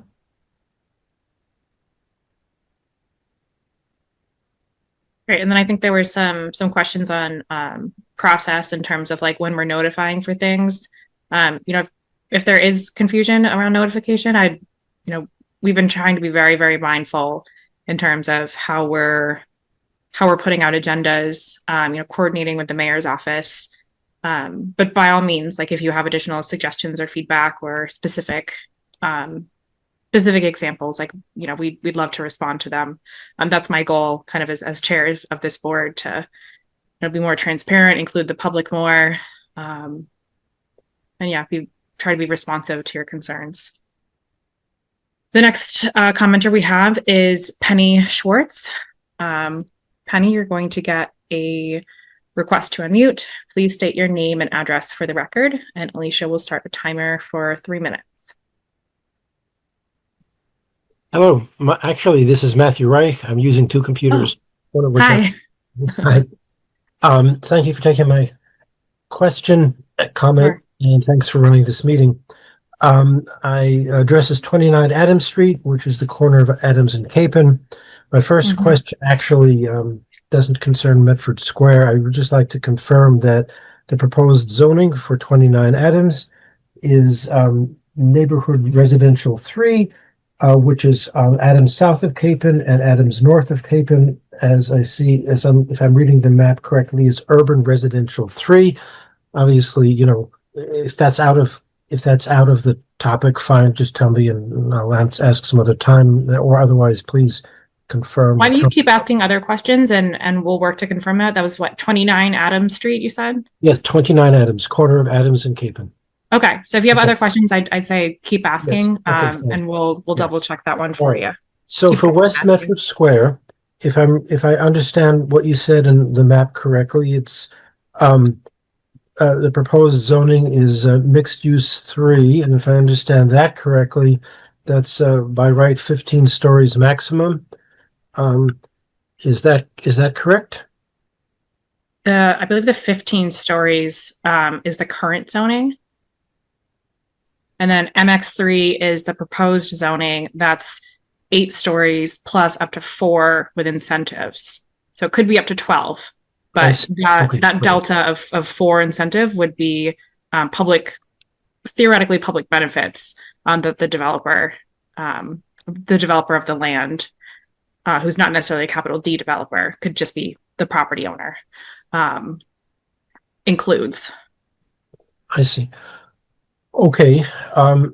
Then a comment, the 45 degrees cornice to cornice seems to me rather steep, so a kind of comment and request, it would be helpful, I think, for people to understand what that looks like visually. If somebody could produce a map showing anywhere in Medford, which actually has that comment, it might be more realistic to have 45 degrees from foundation to cornice. And I think a more appropriate angle would be roughly 26 degrees, which gives, roughly 2 to 1 run to rise, which would be more appropriate for Medford, particularly Medford Square. And one more comment, which may be somewhat off topic to this meeting.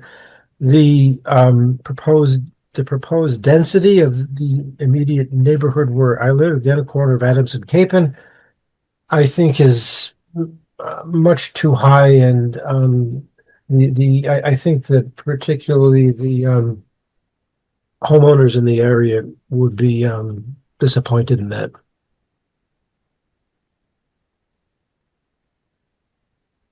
So that's what I have. I've asked a few questions. If you have answers, I'd appreciate them. Thank you. Awesome. Thank you, Matthew. So I think we answered your question about the MX3, the 15 stories while we were chatting. I know you had the question about 29 Adams Street. I see in the map it's proposed neighborhood residential 3.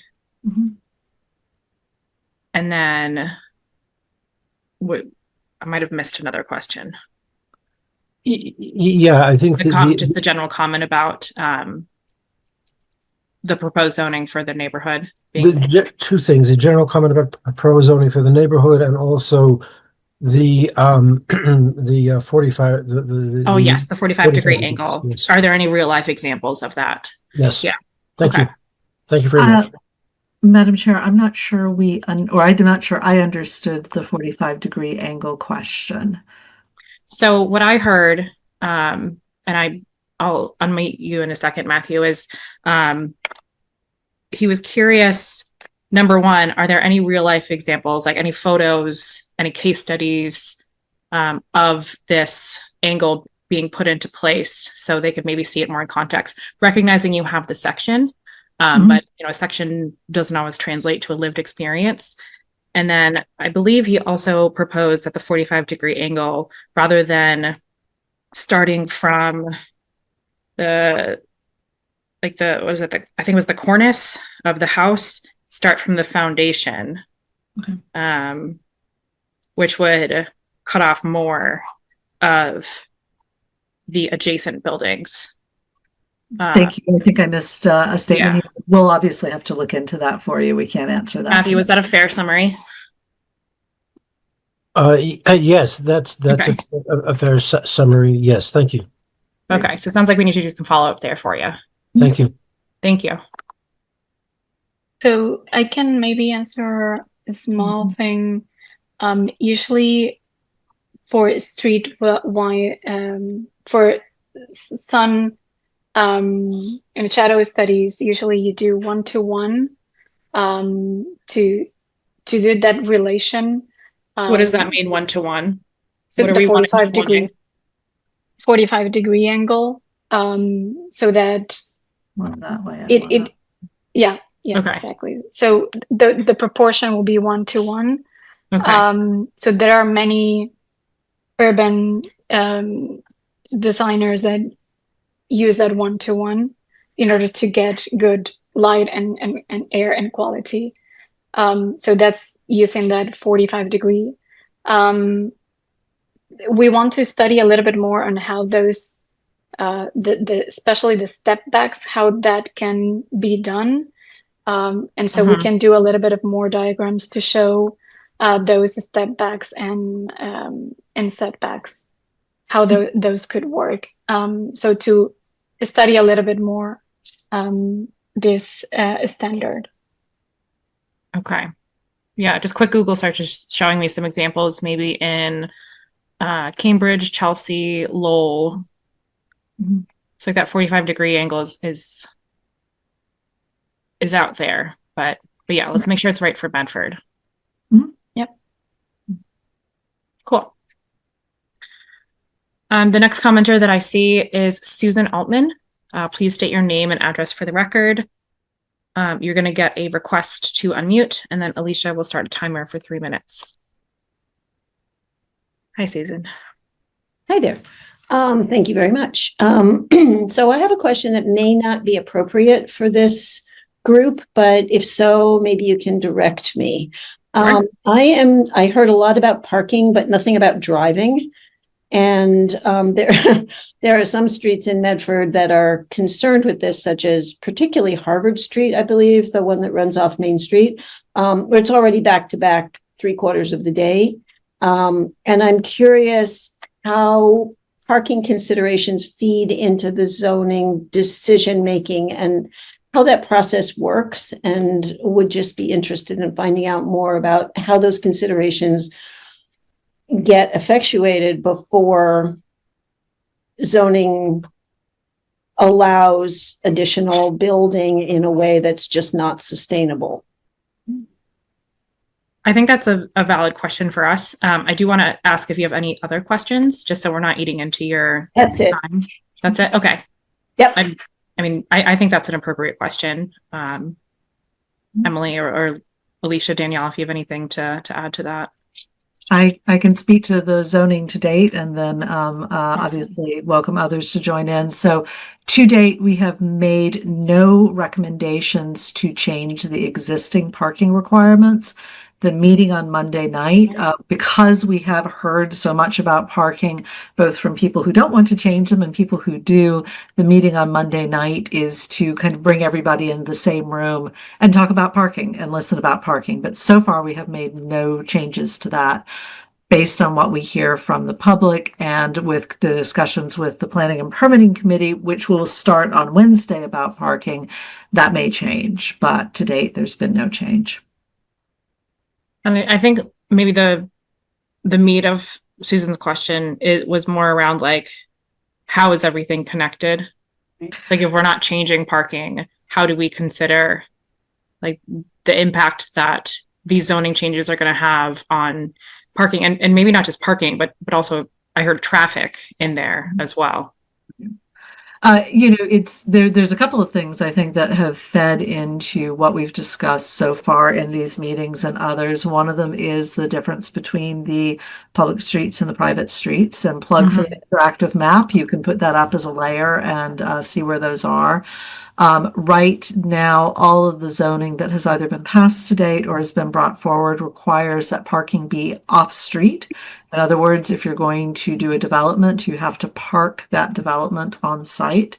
Again, that's something that we're going to talk about on Monday. There can be strategies for parking reductions. There can be strategies for, and this is where the transportation demand management discussion comes in. There can be strategies for providing alternative links to transit that don't require the use of car or can supplement the use of the car. Excuse me. We are very aware that different conditions exist in different parts of Medford. I think Director Hunt spoke to it earlier. And I see her hand up, so I'm going to let her. Madam Chair, Alicia? if you don't mind, I'll just sort of, so something that we have been talking about has come up in a number of meetings, so I feel like I have a almost rehearsed answer, is with this idea that zoning does not control the roads and that infrastructure and increasing the ability to, like, encouraging people to not drive, for example. We are working here in City Hall hand in hand with some of our other department heads. So we're working very actively with our Director of Traffic and Transportation. People do use bicycles more often when it's safer and when there are bike lanes. And so we are actively working, and I'll actually plug this next Tuesday night is a Traffic Commission meeting to consider a contraflow lane on the Clippership Drive. It's a public meeting on Zoom at 5. So we are looking at that. We are looking to design how more density where we have transit. But I was in fact just talking to somebody today who works in the field about the fact that over in Cambridge, for example, they redesigned the Longfellow Bridge and they thought that it would get all backed up with traffic all the time because there'd be less room for cars and more rooms for pedestrians and bicycles. And he was saying to me that he has observed that actually it's not more backed up with cars, that because it's more comfortable for bicyclists and pedestrians, they're seeing dramatically more bicycle and pedestrian traffic going through. And every time I ride my bike in town, I'm thinking, do the people in the cars think that here is one less person in a car taking up road space? So we are actively trying to make it safer. We hope to open the Clippership Connector path in July. To encourage that, but it is not part of the zoning process. It is something else that the administration is working on to make it safer and better for people to walk and bicycle around the city. And we are working on a transit program. Project. We actually are working with MAPC to look at potentials for local small transit within the city to provide options for people that are not using cars. And we literally had our kickoff meeting for that earlier this week. So That's great. That's all really great to hear. I think it's a picture of a bike traffic jam. I think it was the Longfellow Bridge when I was, scrolling Reddit within the past couple of days. It was really cool to see. I mean, I don't think we'll ever hit,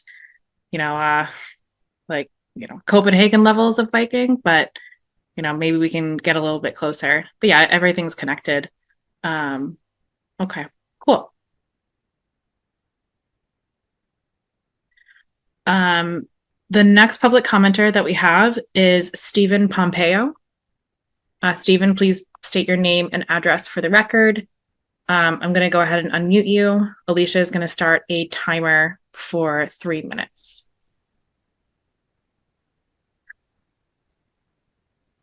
Thank you. Am I unmuted?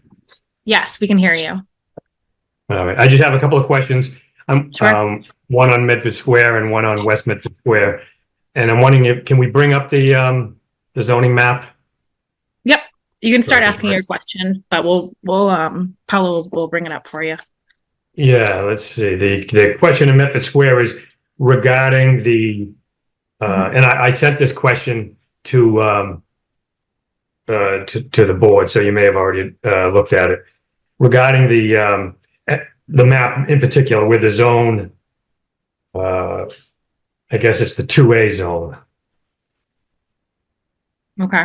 Or the mixed use 1 zone. So that light is blue, Light mixed use 1. So there's only a few properties there, right in the center, across from Governor's Ave. And I know it was mentioned about historic, but most of the properties in that section aren't historic. So, and I just want to confirm it's being changed from C1, which is 6 stories by right, and it's being rezoned to MU1, which is only 4 stories by right. So my question is, can we just scrap that mixed use 1 zone there? It's only a few properties in the heart of Medford Square, rather than those being the lowest properties in the square. Can we just rezone those the way all the abutters to those, which are mixed use 2A, so that it's equal and fair with its abutters, and not zoned lower than what it's currently allowed? Yeah, that's certainly something that the board could include it in its recommendations, based on feedback that you just provided. So, we'll take that into account when we provide our recommendations for this. All right, I appreciate that. And think in good West point. Medford Square, Mm-hmm. the question there is, so same thing, it's being rezoned C1, which is 6 stories by right. And I don't know if this was a mistake or not, but several properties now in West Medford Square are going to become non-conforming because the new zone, which I guess I'm referring to the purple, the mixed use 2B, that has am I correct that is being raised to a 5,000 square foot minimum lot? Do we have a quick answer for that? I can't see. Okay, so Yeah, I'm pretty sure that's the case. So the issue is we have several properties that are in C1 being zoned mixed use 2B, but now they're going to become non-conforming, and currently they're allowed to build up to 6 stories, but because they'll be non-conforming, technically they won't be able to do anything. So I'm wondering if the 2B zone, rather than putting a minimum lot size of 5,000, whether you could change that to 4,000, and that would open up a lot of the new non-conforming structures that have been created. Okay. Are we able to confirm the lot size for mixed use 2B? The lot size for mixed use 2B is 5,000 square feet. I'm just looking to see on the interactive map, another plug, if I can see the palette. Did you have the existing commercial one? I thought it was higher than that. I think it actually existing says Yeah. 0. So the existing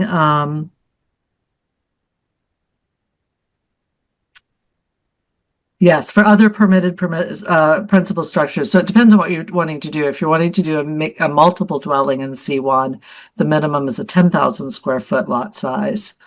If you're wanting to do assisted living, it is also 10,000 square feet. And if you're wanting to do other permitted principal structures, there is no minimum lot size on that. Yeah, so could we consider changing that 5,000 to 4,000 so that there would be fewer newly created non-conforming structures? We can take a look at the non-conforming maps and see what the percentage is, and then come back to the city staff and CDB board with a recommendation.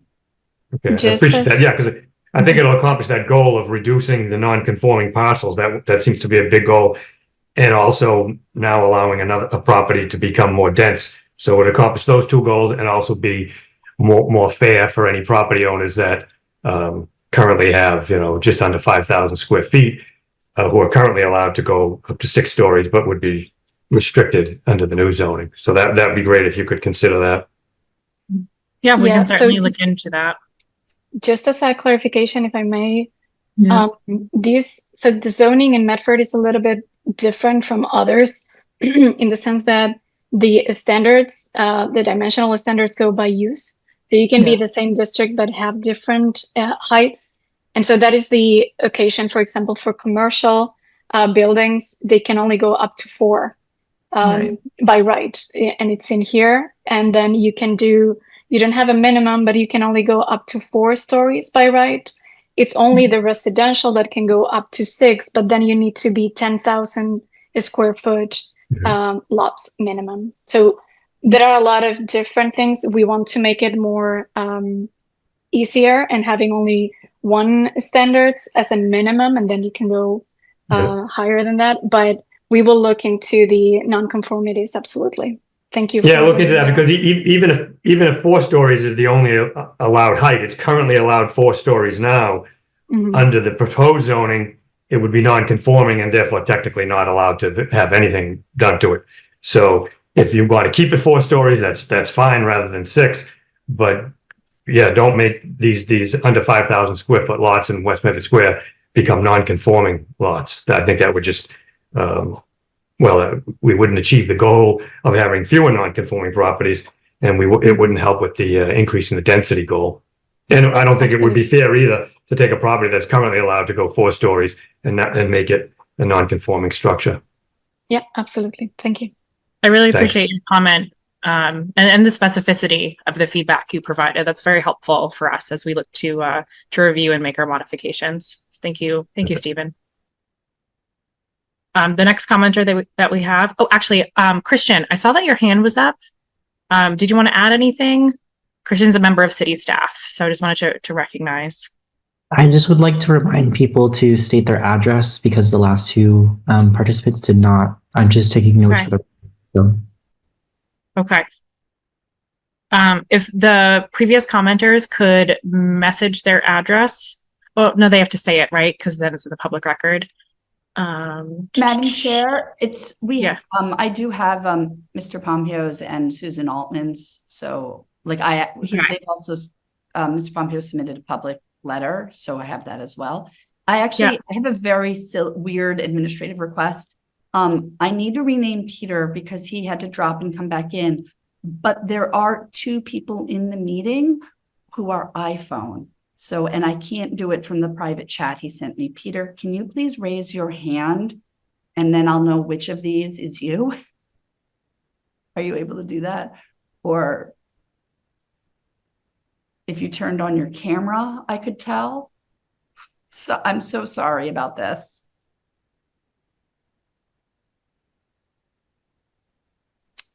I'm unmuting one of the iPhones, just taking a guess. Sorry, is that you, Peter? All right, I think that was the wrong one. All right, is this you, Peter? Yep, that's me. Yes, I got Thank him. you. Sorry, I had to join on my phone, and the app has updated, and I don't know where any of the settings are anymore. The joys of technology. Great. And appreciation to members of the public and the board for your patience with. I'm very sorry about that. I didn't know with the human element of this.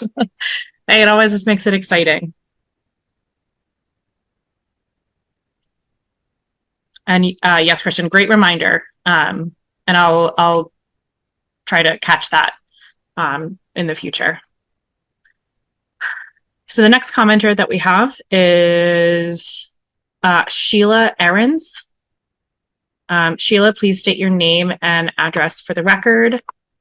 I'm going to unmute you, and Alicia will start a timer for 3 minutes. Ahrens, 19 Sagamore Park. Just a couple of questions. You had mentioned something about the river on Clippership Drive, and I was wondering if you could elaborate a little more about why there can't be development along the river there, because that's just, the most exciting cities have access to the river. I was just in Chicago and it's amazing. Places like Newburyport, et cetera. So could you elaborate a little bit more why we wouldn't be able to do that, or can we do that? Do you have other questions, Sheila? Just so we're not using up your time. And the other question was about, that John mentioned about design review, and you said that there would be. So I was wondering if you're going to develop some sort of criteria about what exactly is going to be required for the design of new developments, so we can continue to have beautiful squares and a beautiful Medford. Mhm. Oh, and I also wanted to comment one thing is thank you. You guys did an amazing job about getting the word out about this meeting. I've gotten like 6 different emails and notifications from many different ways. And thank you for making such a concerted effort to make that happen. I really, really appreciate it. Oh, thank you for saying that, Sheila. We're hoping we're not going to the extreme where we're annoying people, but we would prefer to have people be aware. Yeah. So it's good to hear the positive feedback. Yeah, no, you did an amazing job. Thank you. Yeah, well, thanks to members of the city staff. They're kind of the boots in the ground with that work, and not just this office, the communications office, mayor's office. But as always, open to critical feedback or suggestions as well.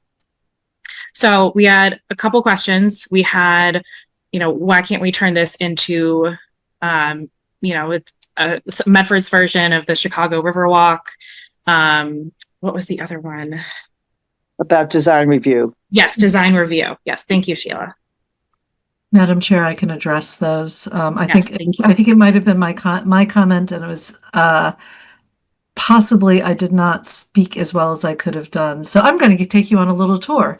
The comment that I made in terms of development was in reference to where the MX1 buildings are. This is the section, this is obviously the river. This is the section that we have proposed for MX1. And if we walk a little bit down here, you can see it's 2 stories. As we go around the corner, you can see, I have to move a little bit further away. This is also an imperfect tool, but you can see 2 stories wrapping around the corner. And as you go down the side, you've got these historic areas. What you will have noticed from that is that these buildings butt up, not just against the river, but some of them in some cases are bang on top of the seawall. And so our concern is those and in looking at the map, those parcels are also not particularly deep. And so if you're requiring parking on site, and you're putting it in place that those buildings could be significantly higher, there's not actually a lot of room to do that. The buildings, if they are structurally capable of doing that, potentially you could add a story or 2 on top of it if the building's already set like that. But you'd have to have structural engineer, right? That question is outside of zoning. So it's not that Medford can't develop along the river. It's not that we want to restrict development in Medford Square. It's that as a practical matter, the ability for that particular stretch to develop to the height of some of the other districts is somewhat limited. And that was our thinking on that. So, well, can it be a small, not quite as high as other parts of the square? And also, visually, it's a little bit hard for me to see that with what you're, showing. It's my issue that it's hard for me to visualize it. But when you're going down Clippership Drive, you see the river to the right of you where the street is. And I guess I was talking about that area as well, because I know they've reconfigured Medford Square several times. And, could that area where the street is possibly be buildings overlooking the river? So the remainder, absolutely, the rest of your comments on the rest of Clippership Drive, I just wanted to make clear I wasn't speaking to that part. We have higher areas zoned in Medford. Pella, you could put the map up if it makes sense to see that. And I apologize. I just wanted to kind of give people an idea of maybe to walk down there or to look at the maps. It's where I was talking about was the light blue area, which is MX1 for 4 stories as of right, with a story of incentive for a maximum of 5. If you look at where Pella's pointing out the purple, the 2B, that's the 7 stories by right with 2 as an incentive zoning. So that's right along Clippership Drive. So absolutely, you can see those parcels are deeper. They're also not sitting directly on the seawall, the way they're the river wall, I suppose, the way the others were. So we think in our conversations, there's more opportunity in that stretch than there is in the stretch that's colored light blue. But obviously what we're doing here is, listening to comments as to whether or not people have spotted something that we haven't and taking that into account. So. And also those buildings like Real Gusto has I think they do actually have a patio on the back of the building that overlooks the river. And it would be wonderful if there could be, patios in the back of those buildings overlooking the river. So, that's a thought. Yeah, that's a great idea. I love outdoor dining. We don't get a lot of time for it in New England, but we do happily want to take advantage of. And then just, I don't know if this was in your head, Sheila, but you had mentioned like the road, Clippership Drive. Right. And zoning is only for the regulation of private land, not public land. So the road wouldn't be subject to like these zoning updates. If something was to happen to the road, that would have to be an effort by the city to kind of like redo the transportation plan and layout there. But that is, for better or for worse, not part of this topic. But who knows? Like, if there is more development in that area, if there's more pedestrian activity, if we have more accessible transit and bikes, then maybe some of these roads can be rethought. Alicia? So Madam let Chair? me just ask you, so I'm kind of puzzled why it isn't the overall master plan that takes all of these into consideration. It seems like it should be the whole plan is with this as well, with how the square is configured if you're going to do zoning. I mean, I don't know, this is not obviously my expertise, but I'm just sort of puzzled why it wouldn't be the overall design and master plan. Meaning the public roads too? Yeah, exactly. Yeah, it's a good question, and I bet you're not the only one. Alicia might have a more eloquent answer, but I don't know. So I'll just shift so I have both answers a little bit. Okay. So there are plans. There have been many plans for Medford Square. We have actually shared many of those with Emily and her team so that she's seen these plans, and some of them talk about, can we redirect where these roads go? With the development of the lots on the right end of the city. So right now, the area that's the darkest purple and then the light purple, you can see the City Hall circle, those lots that are out for RFP. We are talking with our traffic director, our engineer and DPW about should we redo how some of these roads flow? And actually that purple area between Clippership Drive and Riverside Ave, the part that is not owned by the city is all owned by one owner. And I'm in active conversations with him. One of those buildings is the one that you may have seen, 65 Riverside. All the tenants have had their leases end because the building needs to come down. That beautiful Japanese market. Right. He owns the whole thing. I've said to him that we really want to talk with your architect about, can we make these buildings river facing? How do we make that happen? So that is actually an active project. I'm hoping to meet with them next week with our economic development director. So we are thinking about those things. It's just they're not controlled by zoning, and therefore they're not part of this public hearing. But in fact, the city staff are working on those things at the same time. Right. Okay. All right. Thank you very much. Great question, Sheila. Thank you so much. If I may, I just wanted to add that we could add some incentives specific for this area to address the riverfront. So to encourage riverfront design. I think that could be some maybe some recommendations that we consider as a board after discussion. I see 2 hands left. Just a reminder to the public, if you, 3 hands, nice. If you want to make comment, please use the raise hand function. The next commenter that I see is Kellogg. Please state your name and address for the record. Alicia is going to start a timer for 3 minutes, and I'm going to unmute you. Hello. Thank you. This is Jonah DeCola, and I'm at 11 Kilsyth Road in Medford. I would like to take advantage of, Emily, your street viewer, in reference to my question. If you could bring up 30 Kilsyth Road. It's a Scottish word, probably meant to give the British the finger at the time it was named. Kilsyth Road. I'm at 11 Kilsyth Road, and my question is related to Paula's explanation of the shading and the 45-degree angle, and the reference to elevation for abutters.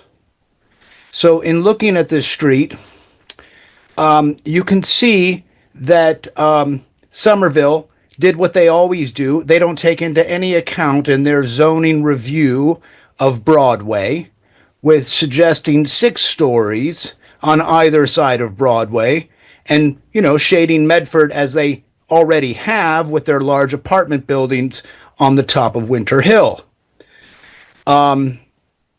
I've just done quite a bit of work for the community in getting a new transformer put in, so that when I placed solar on our system, on our building, we wouldn't take all the capacity of the infrastructure of National Grid, so that our neighbors could also put solar on their buildings. But if you bring up the street, Emily, you can see that there is an inclination, the terrain. So please explain how we could put a 4-story building. It seems like our building would become non-conforming as it stands, and our abutters, which I appreciate, because I can see the shadow that our building casts not only on our street, but many streets over in the time period that you're explaining. So I'm not a proponent of trying to go up higher and shade more of my neighbors, considering the prices of electricity. Furthermore, Emily, if you could also bring up in the answer to the question, the top of Kilsyth Ave is what we call around here Upper Broadway. And how does that affect emergency services? I'm not talking about traffic and parking. I'm talking about a ladder truck for a multifamily building that has very short setbacks to abutters, made of wood construction, and the use group and the facades of our combustible facades. After seeing what happened in California, it makes me a little concerned about what more density will do. Maybe I'm just have a long memory for Chicago and Chicago fires with wood structures tightly packed. So, Jonah, I'm going to ask you to just wrap up your question, so we can start to get an answer, because that might trigger some additional feedback from you. Thank you. If that's all right. Please. And if you have a street view, it would be helpful if you could bring that up like you did the last. I'm just waiting for direction from the chair. I do have the street view on my computer. Yes, please go ahead, Emily. Just so Thank you're you. aware, this is the area that's in corridors. This is not under the area that's of the public hearing tonight. So this zoning is in pre-draft. Nothing has actually gone to the city council to be referred to you yet. So Okay, recognize that. So maybe let's do a quick answer for this. But But Jonah, it sounds like this might be feedback that we're able to implement at future recommendations or other opportunities. And I like the shading. So, I think that's a great idea, but just how it would relate, maybe we'll answer some questions for folks if they could see the street view. I am adding the street view now, having been directed by the chair. You should all see it. So I think we can safely say, sir, that you have significant topography on your street, and I appreciate you bringing this up. I think one of the things that's been most helpful to us as we've had these conversations is hearing specific feedback about specific streets and asking what those conditions are. So this is very useful. It is part of the corridor zoning, as Director Hunt mentioned. So there's nothing final on that. What your comments allow us to do is to go back and check some of the conditions along these streets and see what's appropriate. There are two things that I do want to very quickly address because they're more general comments about zoning. One is, I mentioned zoning was an imperfect tool in some ways for things like historic preservation. It also doesn't cover everything, and what does sort of work with it are the building codes, and the building codes have strict requirements. You mentioned concerns about the distances between buildings. The building code does have requirements for that. In general, our setbacks also are similar to those, and we can certainly look at it on a case-by-case basis. When we are looking at older neighborhoods that may be non-conforming in terms of setbacks, either front, side, or rear, building sizes or building heights, it's also possible that they don't conform to the current building codes. So just to keep that in mind. But thank you for bringing this area up. We will take a note of it and see if we need to make any recommendations the next time we go to planning and permitting to continue the discussion of this draft. Again, it hasn't been referred to the CD board just yet, so we appreciate it. Great, thank you. The next commenter that I see is Zoe Moutsos. Please state your name and address for the record. I'm going to go ahead and unmute you, and Alicia is going to start a timer for 3 minutes. Hi, Zoe Moutsos, 33 Johnson Ave. My question is specific to the squares zoning, West Medford Square in particular, but I think it applies to Medford Square as well. If we could see the ranges or the MXs that are happening in West Medford Square, it might help a little bit. I remember at one of our meetings, Emily and Paula talked about when a parcel is redeveloped, when the zoning, I think it's the zoning, mandates that the sidewalk become a certain width. Because West Medford Square, I am always curious whether the high street between like Snappy Patties and the ice cream shop are more narrow than anywhere else on High Street, because it feels that way. And then you think about going up higher and that those sidewalks are, narrow, not super narrow, but narrow. And if we are successful in getting folks walking around there, we got to have some wider sidewalks if those places are redeveloped. So could you remind us again when or how that would come into play? Because I think that's really important also for sense of space and scale, that you're not going to feel like tall buildings are right up against the street, which makes it feel like a tunnel and kind of dark. And then I would just also say, last week, the presentation at the Q&A that Emily, you gave, I thought was really, really helpful in like stepping through this full process. So if anyone hasn't seen it or you have an opportunity to go to another Q&A, I would encourage the Innis team to do that presentation again, because I was really thoughtful and I think answered a lot of the questions that people continue to have. And you start to see the layered process and it starts to click together how these things work separately, but also in tandem.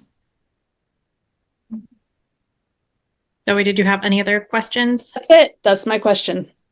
Awesome. Thank you so much. Very thoughtful questions. Emily or Paula, did you have any thoughts or feedback on those? I just defer to Paula. Yes. Yes, if I may. So thank you for your feedback. Thank you for encouraging people to go. We are there for answering any question as we are doing today, but more specific, we usually have big maps so we can point out to specific areas, etc. So thank you for that. And the next one will be the 9th at the library about parking and TDM, which I think it's also very interesting. In the TDM, the transportation management might be very interesting for a lot of people. So very welcome. Just wanted to address that. And second, so yes, we do have, we ask for whenever there's a new development that they will address the sidewalk. So we don't ask for, it depends by lot if they already have that space or if they don't. So what we want is that at the long term, so whenever all that high street is being redone, that we at least have those, and I think it might be 12 feet of sidewalk, so that we have at least a space for good walking and even being able to have green between traffic and the sidewalk. So sometimes when they are very historic, they are very narrow. And so to adapt those areas, it is a little bit more difficult. So this is the chance that we have with zoning to ask for that 12-foot sidewalks. So it depends. You might already have that, and so you don't have to do any extra. But if your law does not allow that sidewalk, then you would have to step a little bit. And just to clarify, that is extending the sidewalk onto the private property. So, for example, if you are adjacent to the public sidewalk, the public sidewalk is only 6 feet wide. Then on the private property, you would have to bring it up. In the areas that require 12 feet, you would have to bring it up an additional 6 feet on the private side. So it doesn't. I think this was a source of confusion when we first started talking about it. It does not affect the public right of way. It's an addition on the private property.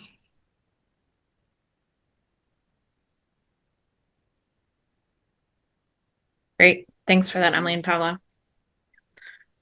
So, Zoe, I saw your hand pop back up.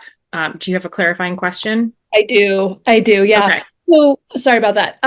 When you say, can you show us where, if this happened, it would be 12 feet? Because I think those sidewalks are nowhere near 12 feet right now. And it would be 12 feet on one side of the street, right? We're not saying like not 12 feet in total, two sides of the street. 12, because they are, I don't think they're 12 feet anywhere that I can think of, at least in West Medford, maybe in front of the school.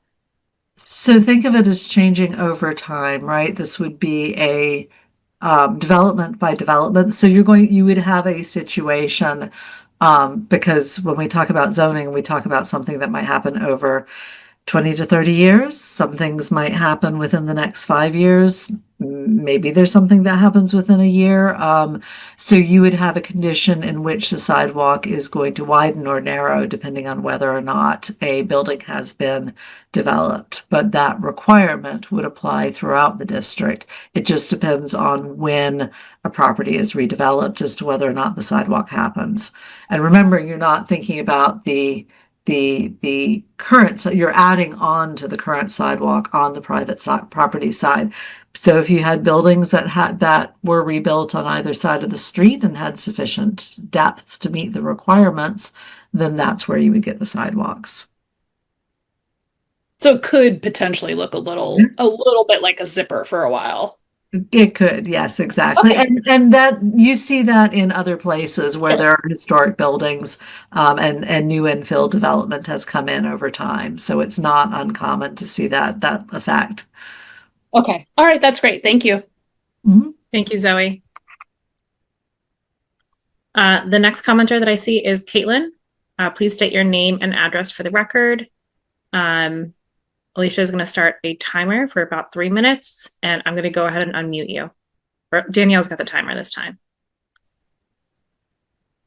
Hi, Caitlin Hi. Robinson, 31 Everett Street. In response to a speaker earlier, Emily had brought up the street view of Medford Square, and we saw some of the historic buildings there, including like the building that has Real Gusto.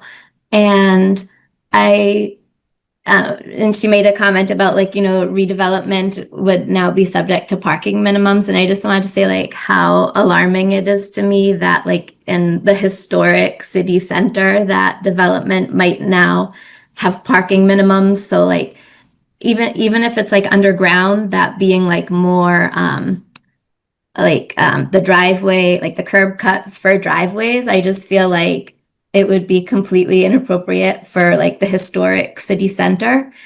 And then a question that I have, which I apologize, I missed most of this meeting, so this may have already been addressed. But as far as setbacks go, one of the things that I find really charming about Medford Square is that the buildings are right up to the sidewalk. Are there setbacks required in that area of Medford Square, or will buildings still be allowed to be right up to the sidewalk? Do you have any other questions? No, that's all. Okay. Just real quick on the parking. We're not doing anything with parking right now. That does not mean we agree with the parking. But it also means that the requirements that are being discussed today are the current requirements. Right. So we could do nothing. And, you know, if Real Gusto was to be redeveloped, there, you know, would be some parking involved. So this isn't because of the work we're doing now. This is like step one of like overall change in the city. So just want to kind of put that out there because I agree with you, Caitlin. I think, you know, if they had to have like a bunch of parking spaces that took up, you know, the river or the street or the first, that would be awful. And we don't want that, which is why we're kind of working towards, you know, I think what we're all imagining Medford to be, you know, happy, healthy place for everyone to, you know, live, work, raise their family and have fun. So that's just my first note on parking. And then setbacks, I'm going to defer that to Emily and Paula. Actually, Madam Chair, I'm going to take parking briefly and then turn it over to Paula for setbacks. Yeah. But in terms of parking, again, driving people, no pun intended, to the Monday meeting, something that I have seen in other communities and is quite common for a central commercial district like this one, a downtown area or a square, is relaxation of parking requirements. I have seen, for example, the idea that if a historic building is preserved, that parking is not required for the historic part of the development. I've seen others where there's an incentive to have the ground floor commercial by not requiring parking for that, but maybe there is a requirement for the residential parking.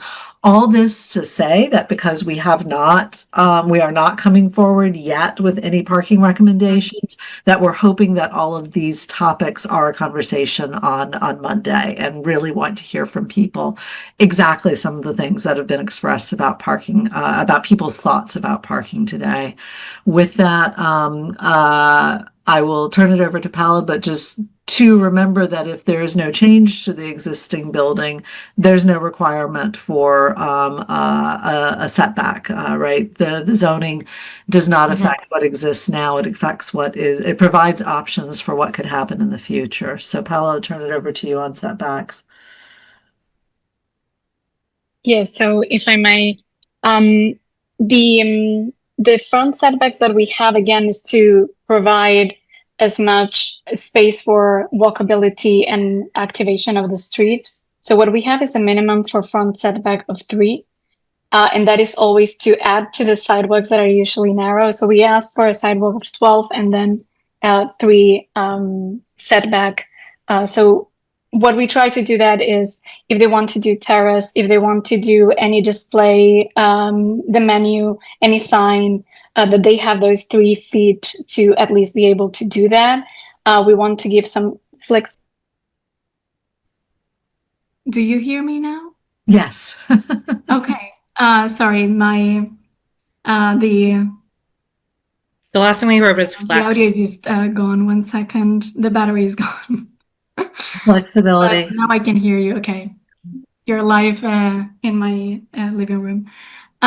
So if the so we wanted to create that flexibility between that inside and outside, private and public space to give at least those 3 feet. Now, we also give extensions up to 20, but you have to activate that area.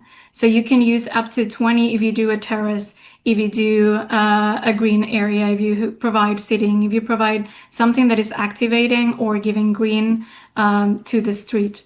So those are the frontages that we have. What we want is to create walkable areas, especially on the squares, to give a lot of public space. So the minimum is the 3. So we want the buildings to be as close as possible. And if they do setbacks, they need to be activated. Okay, thank you. Great comments, great questions. Got a couple more. The next commenter that I see is ADM, Sharon DSO. Please state your name and address for the record. I'm going to ask you to unmute, and Danielle or Alicia will start a timer for about 3 minutes.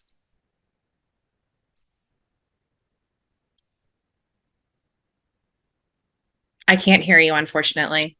Can you make sure that your audio is synced with your computer? I can't hear you.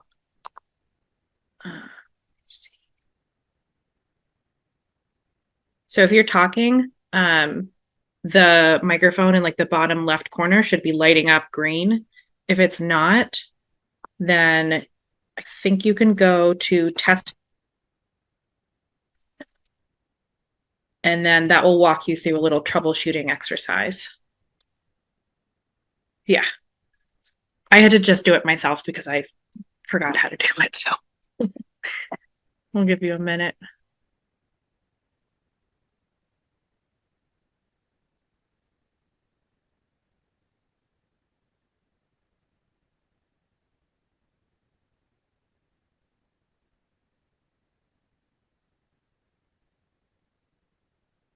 Unfortunately, I still can't hear you. This is definitely one of the challenges of these virtual meetings.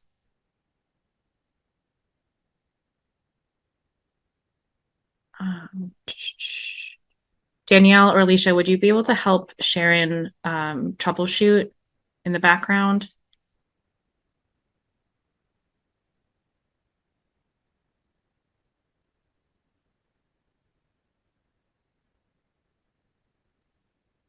I'm going to send you a private message. Just definitely respond to it so that I know that you've seen it.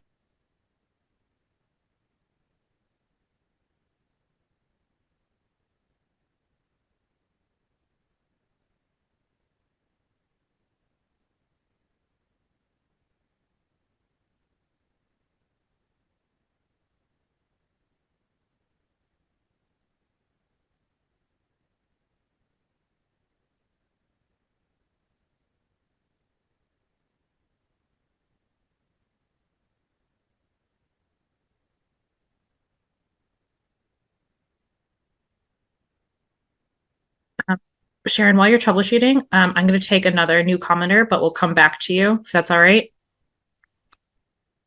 And just to give the public a heads up, we typically only have each commenter comment once.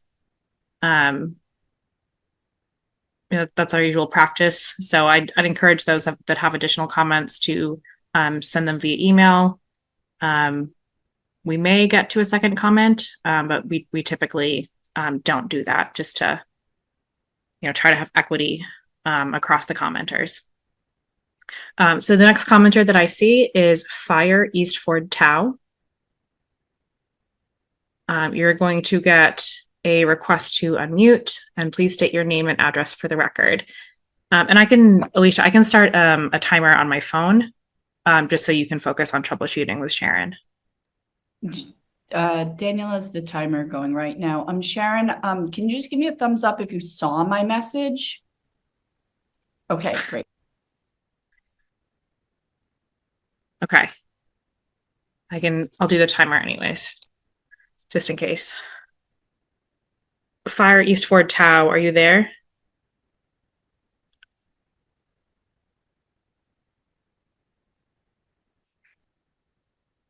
We can't hear you if you're speaking.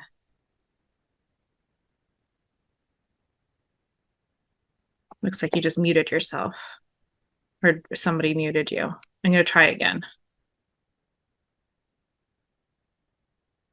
Fire East Ford Tau.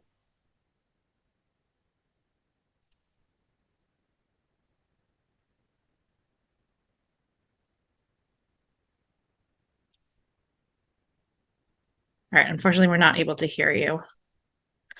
Let's see.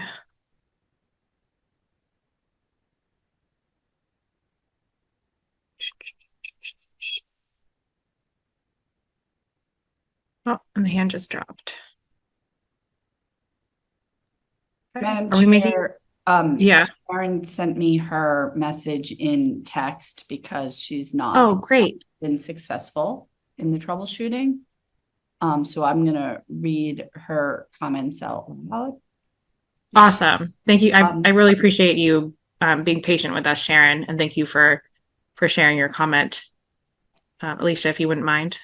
She says, I hear real concerns here tonight. We should not be planning, and this planning should halt until safety, traffic, and practicability are addressed. 70% of our traffic is from out of town. A bike rider will not make a point. Sadly, that will not change. Thank you.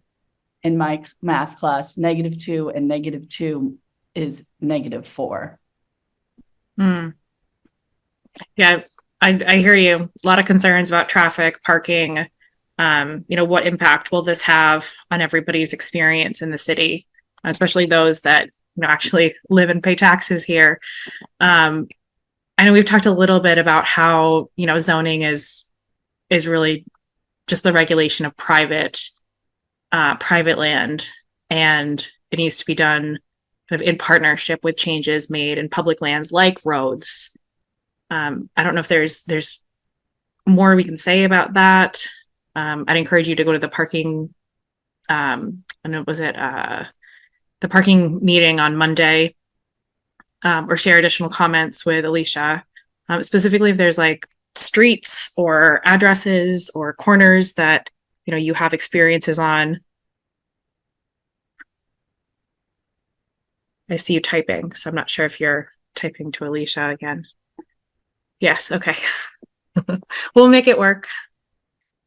She said more so it should be in joint with property taxpayers by vote. So I will say, I just do want to express that there's laws that control zoning, and state law is that this is the process for zoning. And it has to go through the city council and the planning board. You cannot pass zoning in cities in Massachusetts through a popular taxpayer vote. It's not allowed. So I just want to make it clear to people that it's not that we're not considering that, it's not legal. So, because I have heard that before. Yeah, and there are indirect ways that you can influence this process. One of them is being on this call right now, providing your input. I know that some city councilors have also received messages from their constituents. That's another way to influence it. City councilor elections are coming up. If you don't like what's happening, then there's an opportunity to try to get somebody new in there. I don't mean to be glib about that at all. And I'm trying to recognize, that there should be as much public involvement as there could be within the laws that we have today.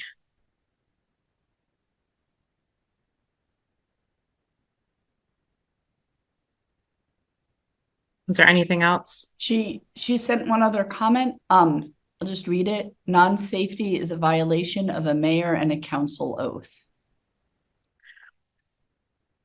Yeah, I mean, safety is definitely a value within Somerville. I think that's something You just said. I'm sorry. I've been up for way too long. I used to work for the city of Somerville and serve on their redevelopment authority.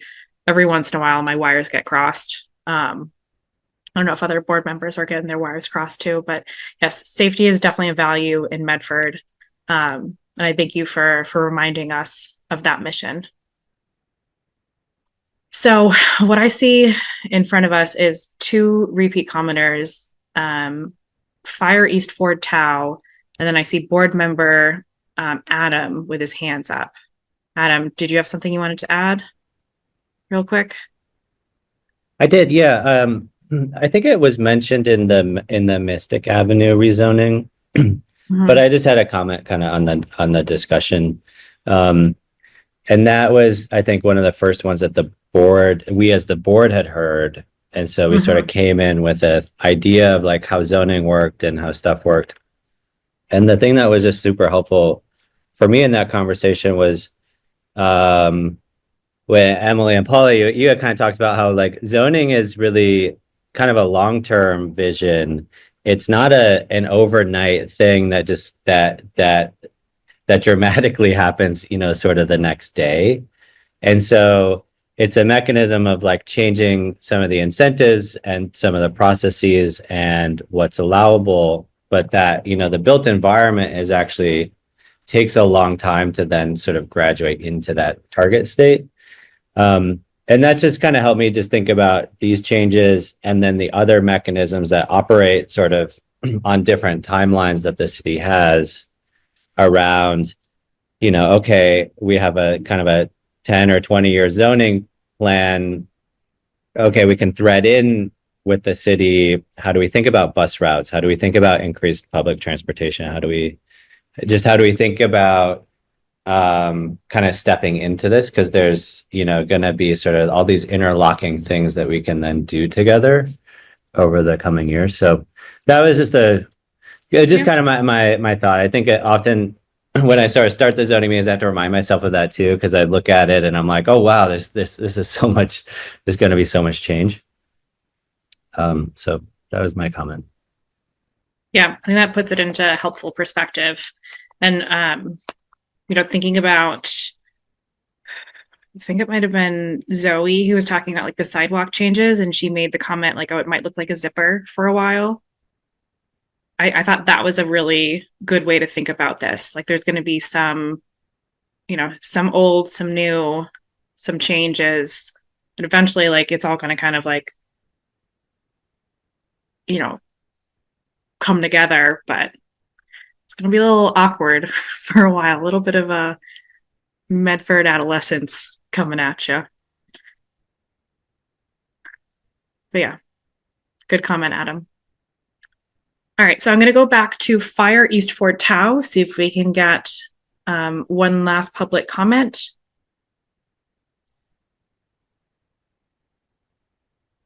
Fire East Ford Tau, are you able to chat? Do you have any technical difficulties that you can share with Alicia or Danielle?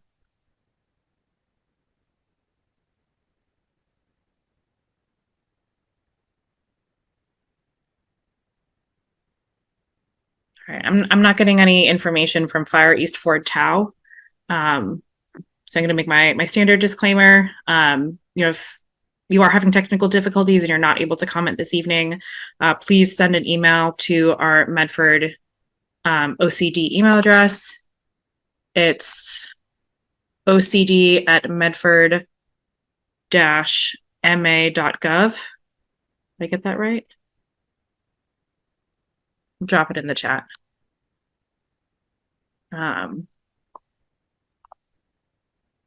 Seeing no new. Let's see, hold on. So seeing no new public comments, I'm going to close the public comment period for this meeting. I'm going to open it up to the board for further questions or discussion. And this is when we start to think about, are we ready to vote on this? Are there certain recommendations that we want to put forth? Do we need more time? If we do want to see changes, we want to provide direction to Emily and Paula, Alicia and Danielle, so that the revisions can be as thorough as possible, if we are to continue this public hearing. So I'd like to open it up to the board for any discussion, any thoughts on what we should do next Ari, I see your hand. Hi. Thank you. I have actually a just very specific question for city staff and the consultants that was brought up as we were talking about parking and Medford Square. Have there been any conversations with Atrius Health about using their parking garage outside of their business hours? Because that seems like it could be a really nice multi-use and solve a lot of problems. I think that every time I go there to my doctor's office. Yeah, that's a great point. I realize that's a private-public partnership. We can't control it, but would love to know if there are any discussions. Madam Chair, we Yes. have attempted to reach out to them. We talked to them when they were the former owner. And now actually the developer that we have selected for Medford Square parcels is extremely interested in connecting with them because they think it could be extremely helpful to our to everything, to the design and to the construction phases. So now they are trying developer to developer to see if they can make something happen there. I think that's as much as I could say on that. And not only from like a parking perspective, but just, you know, it's such a great spot for a lot of different uses. I do love having a parking spot when I go to visit my PCP there, but Absolutely, and I hope everybody hears you because actually we're going to change the parking behind City Hall so that it's city. Oh, interesting. So that like in the short run, because many people who go to visit their doctors there prefer to park in the City Hall lot and walk across the road, and then staff don't have enough spots when they're trying to park for work. This So I sounds think like more patients follow your example. I mean, it's not the best garage, but you know, I definitely don't want to run across three lanes of traffic. Anyways, great question, Ari. I think, you know, maybe not 100% for tonight, but regardless, you know, let's get those wheels turning. Any other thoughts from the board, whether it's questions, reactions to comments made by the public, you know, thoughts on timeline? I personally feel like, you know, if we were to put recommendations together tonight and vote on it, it would be rushed. I think there's a lot of like questions that the public brought up. You know, they brought up a lot of really thoughtful comments. So, you know, my gut is saying continue. But I also want to make sure that when we do continue, we're providing the city and its associates really thoughtful, specific feedback. So when they come back, we can have, you know, a more productive discussion. And you know, we obviously don't have to pass it at that next meeting, but we just want to keep getting closer to something that is right for Medford. Peter, I see your hand. Yeah, I think you kind of captured my sentiment pretty well on this. I can't really put my finger on anything specific, but it just doesn't feel all the way there yet, and I think it would be good to continue to as well. But like you said, I want to be able to provide the city and the consultant team with feedback, so we're not just saying, well, we don't know what. Come back to us. Yeah. What will come back to us, we don't know what with. I think it's important that we do include that specific feedback to them so that we give them something to do, because hopefully we would like it so that it comes back with something that hopefully we can pass at the next meeting. So yeah. And Adam. Oh, sorry, Peter, were you done? No, that's good. I'm good. Okay. All right, Adam. Yeah, I agree. And then it does feel a little bit different than the prior corridors. Just maybe to publicly sort of share my sort of immediate reaction, where it feels a little bit less of kind of the transformational rezoning that we're kind of talking about with Mystic Ave and I forget the other avenue. Salem Street.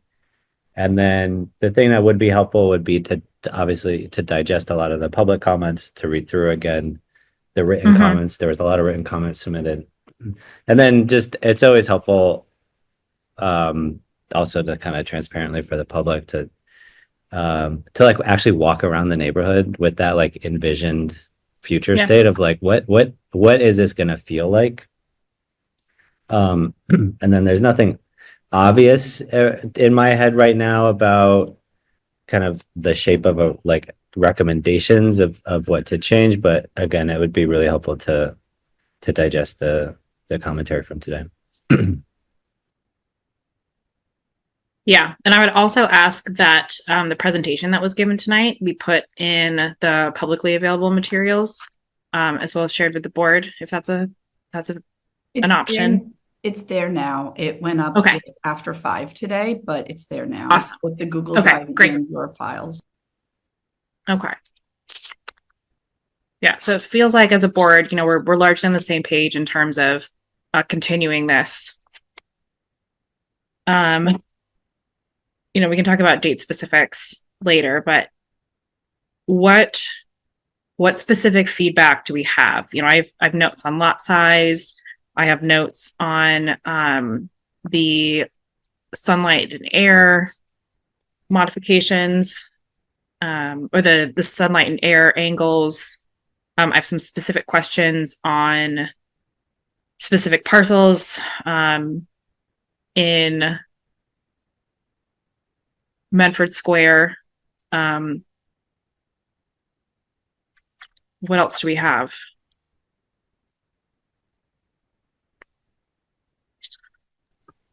I don't have any kind of specific, anything that specific. I did generally have a note about the angles. I can't remember the technical term, but I don't. The phrase has left me, but the like shade angles or something along those lines. Yes. Being potentially too. I don't remember if it's too steep or not steep enough, but I think the desired output was lower buildings. okay. Yeah. Okay.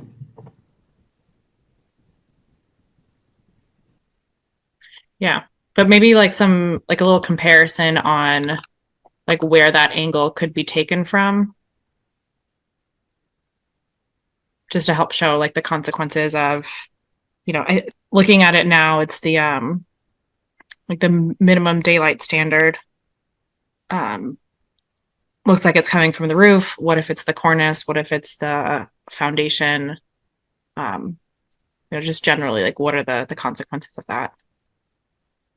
Adam, I see your hand.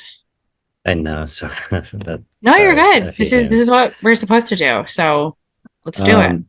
The other thing when I sort of look at the zoning, there's a lot of commercial in this one, in these, and just when I went through the written comments, I don't think I saw much from any of the like small businesses, local businesses. I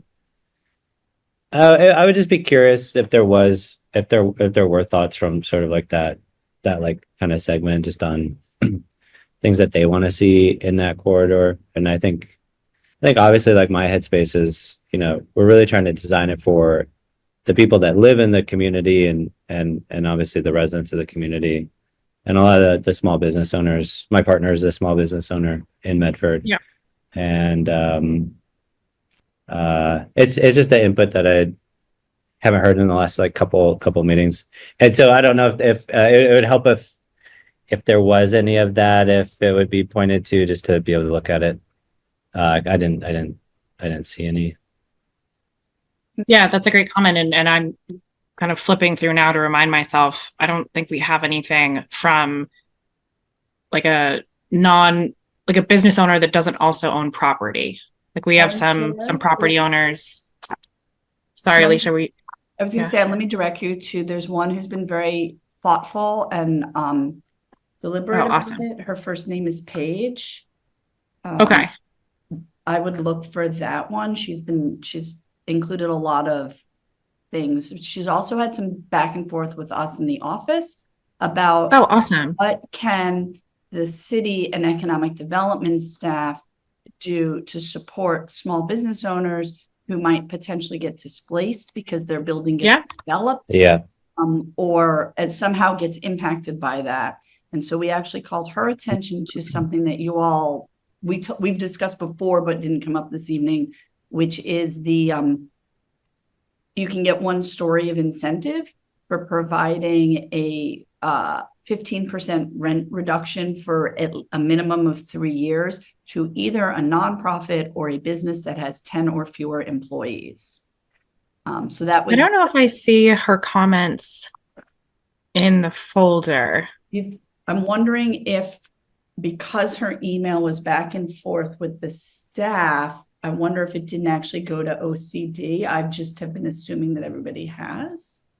Oh, I see a page on the line. Paige Baldini. Yeah.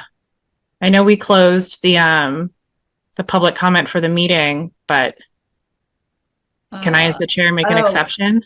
That she's here on the call tonight. Her emails actually went to me and the city councilors, and I did not realize that she had not copied the OCD email address.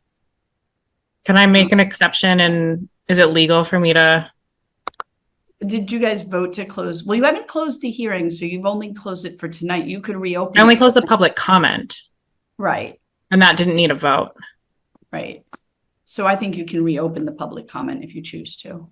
Okay. I'm going to reopen the public comment. John, I see your hand up, but because it's on a topic, is it okay if I'll we wait. shoot to Paige? Okay. Thank you. I really appreciate that. Paige, please state we're going to have a brief public comment. Yeah, this is perfect. So happy you're here. Thank you so much. Please state your name and address for the record. If you don't live in Medford, but you work in Medford, that address is great too. We recognize all connections to the city. You're going to get 3 minutes to talk, and I'm going to unmute you now. Hi. Thank you so much. I apologize. I'm joining late. I just was at a you're meeting. good. This is such an honor to be chatting with everybody. Joining late, so don't want to be repetitive. I did actually emailed the city councilors, Director Hunt, members of Director Hunt's office, but I also did email the OCD. I'm maybe the wrong one, but yeah. Okay, so I separately track it down. I did email that. So just to clarify. Yeah. But yes, I spoke directly from coming as a business owner on the Boston Ave corridor and a resident. I'm also a member of the Chamber of Commerce. And my questions were about how we could be proactive to support our small businesses. I am supportive of zoning. I'm very reform and housing, and specifically where my business is, it's mixed use. It's not zoned for mixed use, excuse me. But it probably would make sense. But as a business owner, what is the city going to do to support us?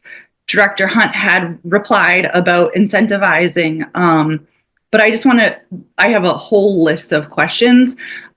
So thank you for the opportunity. And I think it might've been Adam I was just listening into asking about that from the small business community. It's really important that we also support the businesses that have chosen to be here. And yes, I lease. I don't own my building. And I'm up near Tufts, so I'm also very mindful of what that looks like when it comes to zoning and housing in the Dover Amendment. And I just really want to be an advocate for the community where I don't know if I could afford to rent a space if it was fully developed. I don't know what that would look like during development. And granted, it might not happen right away with zoning, but the potential is to incentivize my landlord to probably do something like that. So what are we going to do as a city to support our small business community? Because I would hope that we don't want to lose us. We've all worked really hard to help grow what these neighborhoods have become. And yes, there are a lot of us that are in buildings that are not probably zoned appropriately. So I am hopeful that we can be supportive of that. And then when it also comes to that proactivity of what we can do for our small business community, if my business is rezoned, what are we going to do to support where I could potentially be or my colleagues in the future, and how to also incentivize the landlords or the building owners to develop for people like myself in mind. So thank you so much for the opportunity, and thank you for everybody working hard and everybody joining us tonight. Thanks, Paige. Really appreciate you joining, and joining early, joining late. Everything is appreciated. We really like these kind of robust discussions, and yeah, I echo your appreciation of board member Adam for bringing up this perspective. I think this is like the first time we've had like a lot of commercial before us, so it's definitely an important perspective. And I know Alicia brought up the potential to incentivize landlords to provide leases for existing businesses or local businesses. I'm not sure what the exact language is off the top of my head, but there is a world in which we have greater incentives than what's suggested. Thinking about Salem Street, we had the whole fountain incentive where people could, I think, have one fountain and get an extra half story of space. And we thought, is that really commensurate with the work that throwing in a fountain does? So maybe something like this, preserving a local business, providing them with a long-term lease, maybe that's a more meaningful incentive, a larger incentive than other options. Or I don't know, there's some creativity we could have around there in terms of our recommendations. So definitely noted. And I don't know if any other board members have any reactions or thoughts to what Paige said.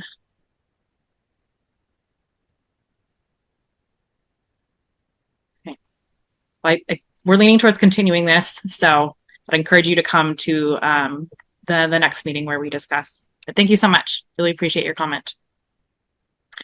John, thank you for your patience. Oh, my pleasure. Although I am getting hungry. I just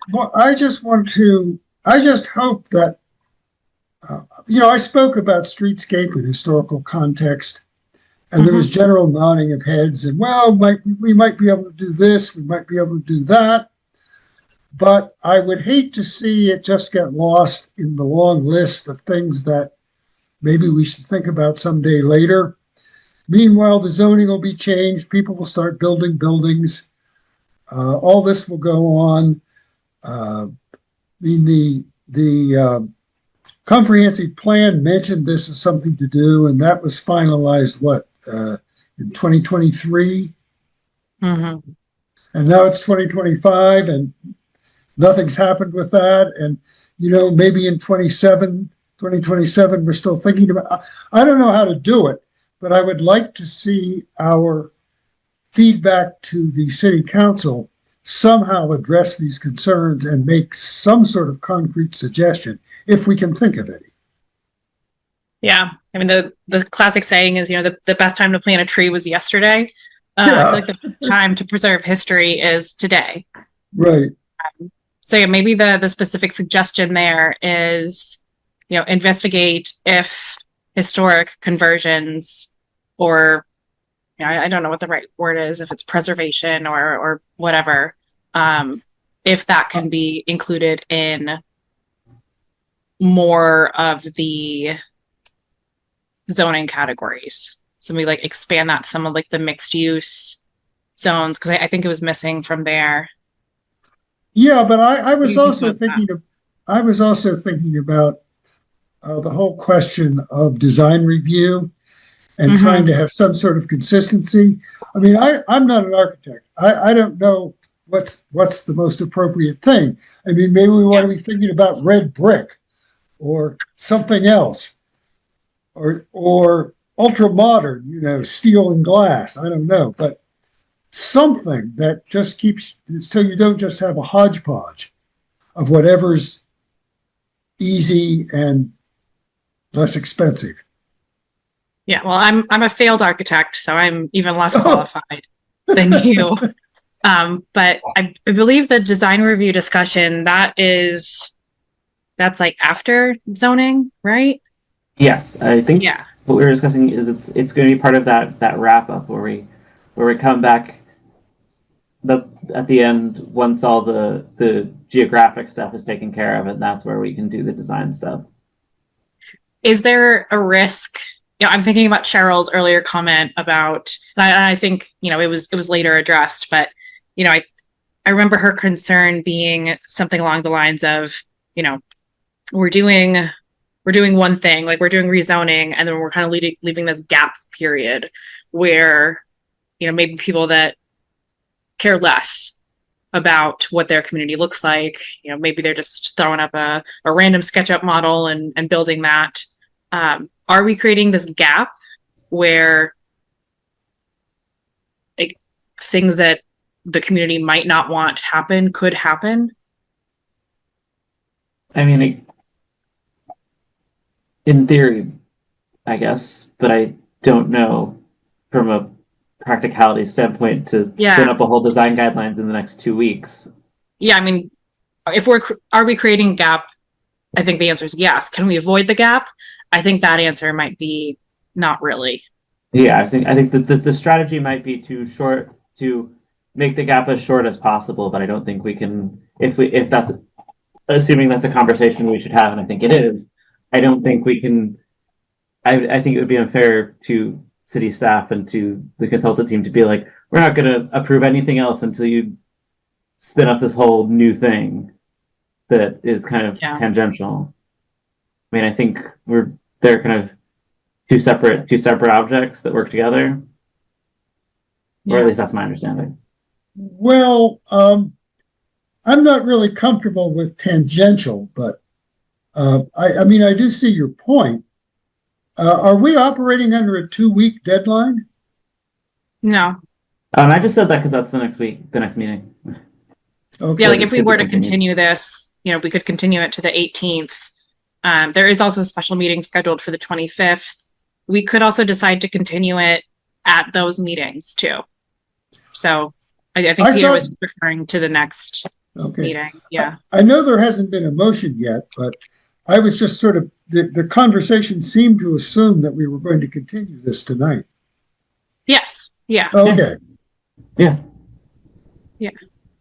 And I'll also, if Alicia wants to say something, I was going to say also in favor of continuing, recognizing that it is about 10 p.m.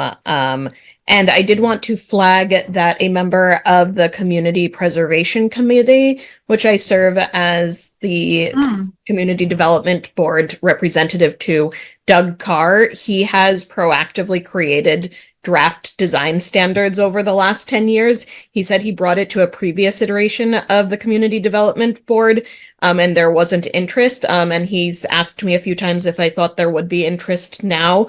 And I've told him, yes, absolutely. So I'm just flagging that, that's a conversation that he'd be great to bring into.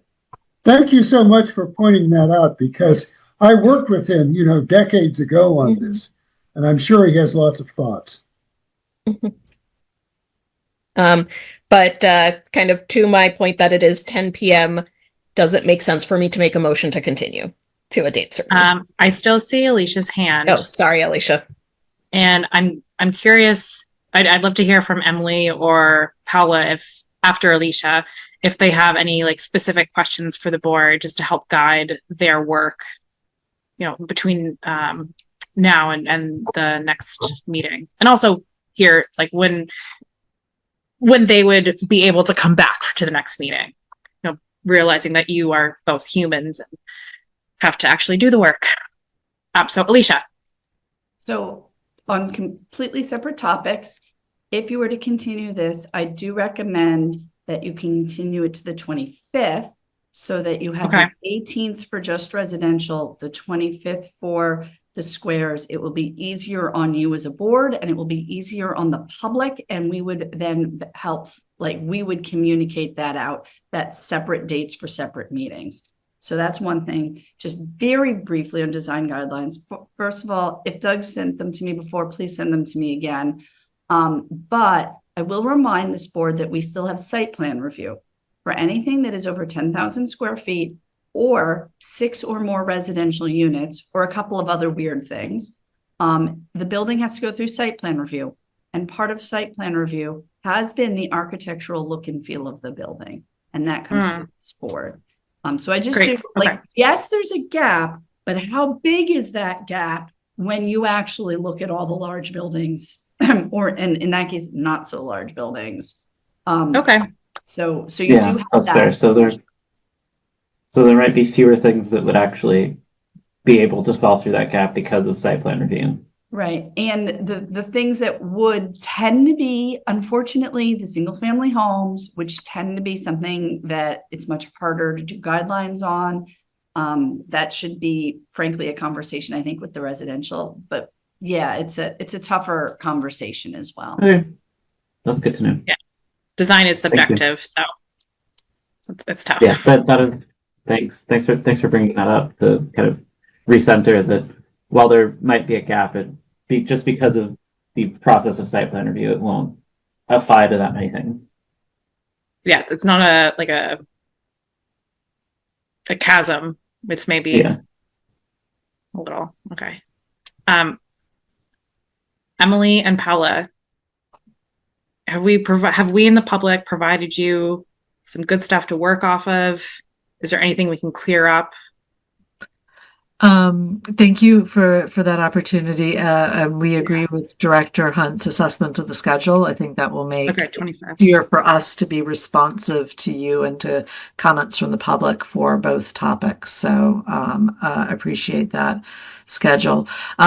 We've heard a lot tonight from both you and the other people who have spoken, and appreciate all those comments. I think we have some direction in terms of providing you some additional information, especially on how we're looking at sun and the incentive zonings and a couple of other things. If the members of the board have, you've been presented with this for the first time tonight. So if you have individual questions that, you wake up tomorrow morning and say, why didn't I ask this? If you can funnel those separately, obviously through Director Hunt, so as to avoid open meeting law. But she is, of course, keeping us abreast of anything that she's heard that is germane to what we're doing. So we would greatly appreciate that. I think in terms of direction, as per the other discussions, are the boundaries right? Are the specific districts? You'll note from this that we have broken up the mixed use districts into finer gradations, and that has been in response to public feedback. So if there's, we think this one would be better applied to this area versus that area, I think that's important to us to hear. And then we've heard a lot of things that could go into the incentive zoning or the community benefits, or the development standards tonight. So again, feedback on those would be very helpful. Yeah, one thing you just brought up was the boundaries. I don't think we got a lot of feedback on that, but we did have a couple of members of the public mention like non-compliance. And I'm wondering if that may spark some discussion around like boundaries, specific plots. So I would add that to our want list. I think we have it on our list, and I'm also going to. Paula, did you want to speak, or you were going to say it was on your list? No, I was going to say that I did like a very quick filtering with the 5,000, and in that area specifically, almost all of them were more than 5,000. But we will look into more the floodplain and see if effectively that is a good one, or maybe we need to push them into other districts so that they are better fitting in another district. But absolutely, we would look into that. Awesome. Anything else that you all can think of? Okay, cool. Thank you. So with that, I'm looking for a motion to continue to a date certain. Wait, do I have to, I don't have to close it, right? Closing No. the hearing would be a different thing. Yes. Okay. Close the hearing before you vote. Yes. Okay. So I'm looking for a motion to continue the public hearing for West Medford and Medford Square to June 25th, which is a special meeting for the board. I so Meaning move. like it wasn't regularly scheduled. Yeah. Are you making the motion, John? I so move. I'll second. Peter, was that a second? Yeah. Yep. We're gonna do a roll call vote. I'm gonna call you as I see you. John Anderson, Yes. Adam Behrens, Yes. Ari Goffman-Fishman, Yes. Peter Kalfs, Yes. Sabrina Alpino, Yes. and I, myself, Emily Hedeman, am also a yes. Okay, so we're going to continue the public hearing for West Medford and Medford Square to June 25th. Thank you so much, members of the public, for all your comments. Emily and Paula, as always, out of the park. Alicia and Danielle, can't do it without you. We do have a couple more agenda items to get through, but we'll be quick on those. We have 2 sets of minutes to review. Is there any discussion on any modifications needed for the minutes from members of the board? All right, seeing none. We still don't have a clerk, but yeah, do a quick click through.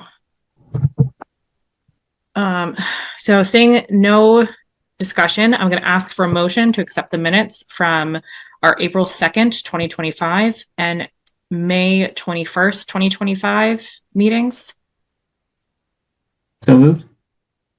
Can I get a second?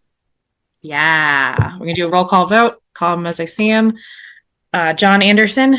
I think I should abstain since I wasn't a member then. I agree. Adam Behrens. I or yes. Sabrina Alpino. Yes. Ari Goffman-Fishman. Yes, although I will flag that we're just voting on the fact that we have received and cataloged them. So you can, if you so chose, you could vote that we have received them. But anyway, I'm a yes. We don't have a parliamentarian role, but if we did, I think it would be you, Ari. Peter Kalfs. Nope. Yes. And I, myself, Emily Hedeman, am also a yes or an I, whatever we're saying, at 10:03. The next agenda item was the zoning updates presentation of draft zoning of other quarters. We covered that during the West Medford, Medford Square. Alicia or Danielle, is there anything else for zoning updates that needs to be discussed? I will just tell you that we have, so the residential is continued to the 18th. We have also formally had the ADUs referred to you, and we advertised that public hearing for the 18th. So you can actually hear the ADUs on the 18th as well. Awesome. Yeah. Looking forward to that.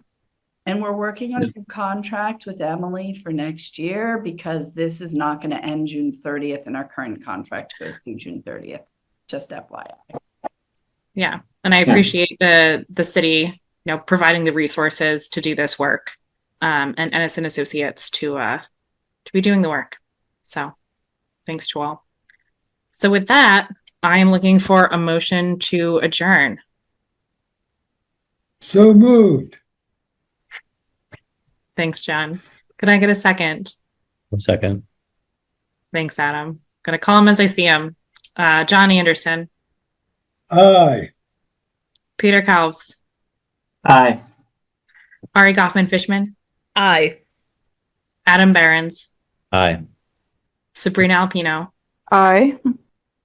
And I, Emily Hedeman, am also an aye. That concludes our meeting. As always, thank you so much to city staff for your work and your dedication in these efforts. Thank you to my fellow board members. I think Emily and Paula may have dropped off, but also appreciate them. And then would be remiss if I did not say thank you so much, members of the public, for your continued participation, enthusiasm on these topics. It means so much to us and the rest of your neighbors. So thank you. Have a nice night, everyone.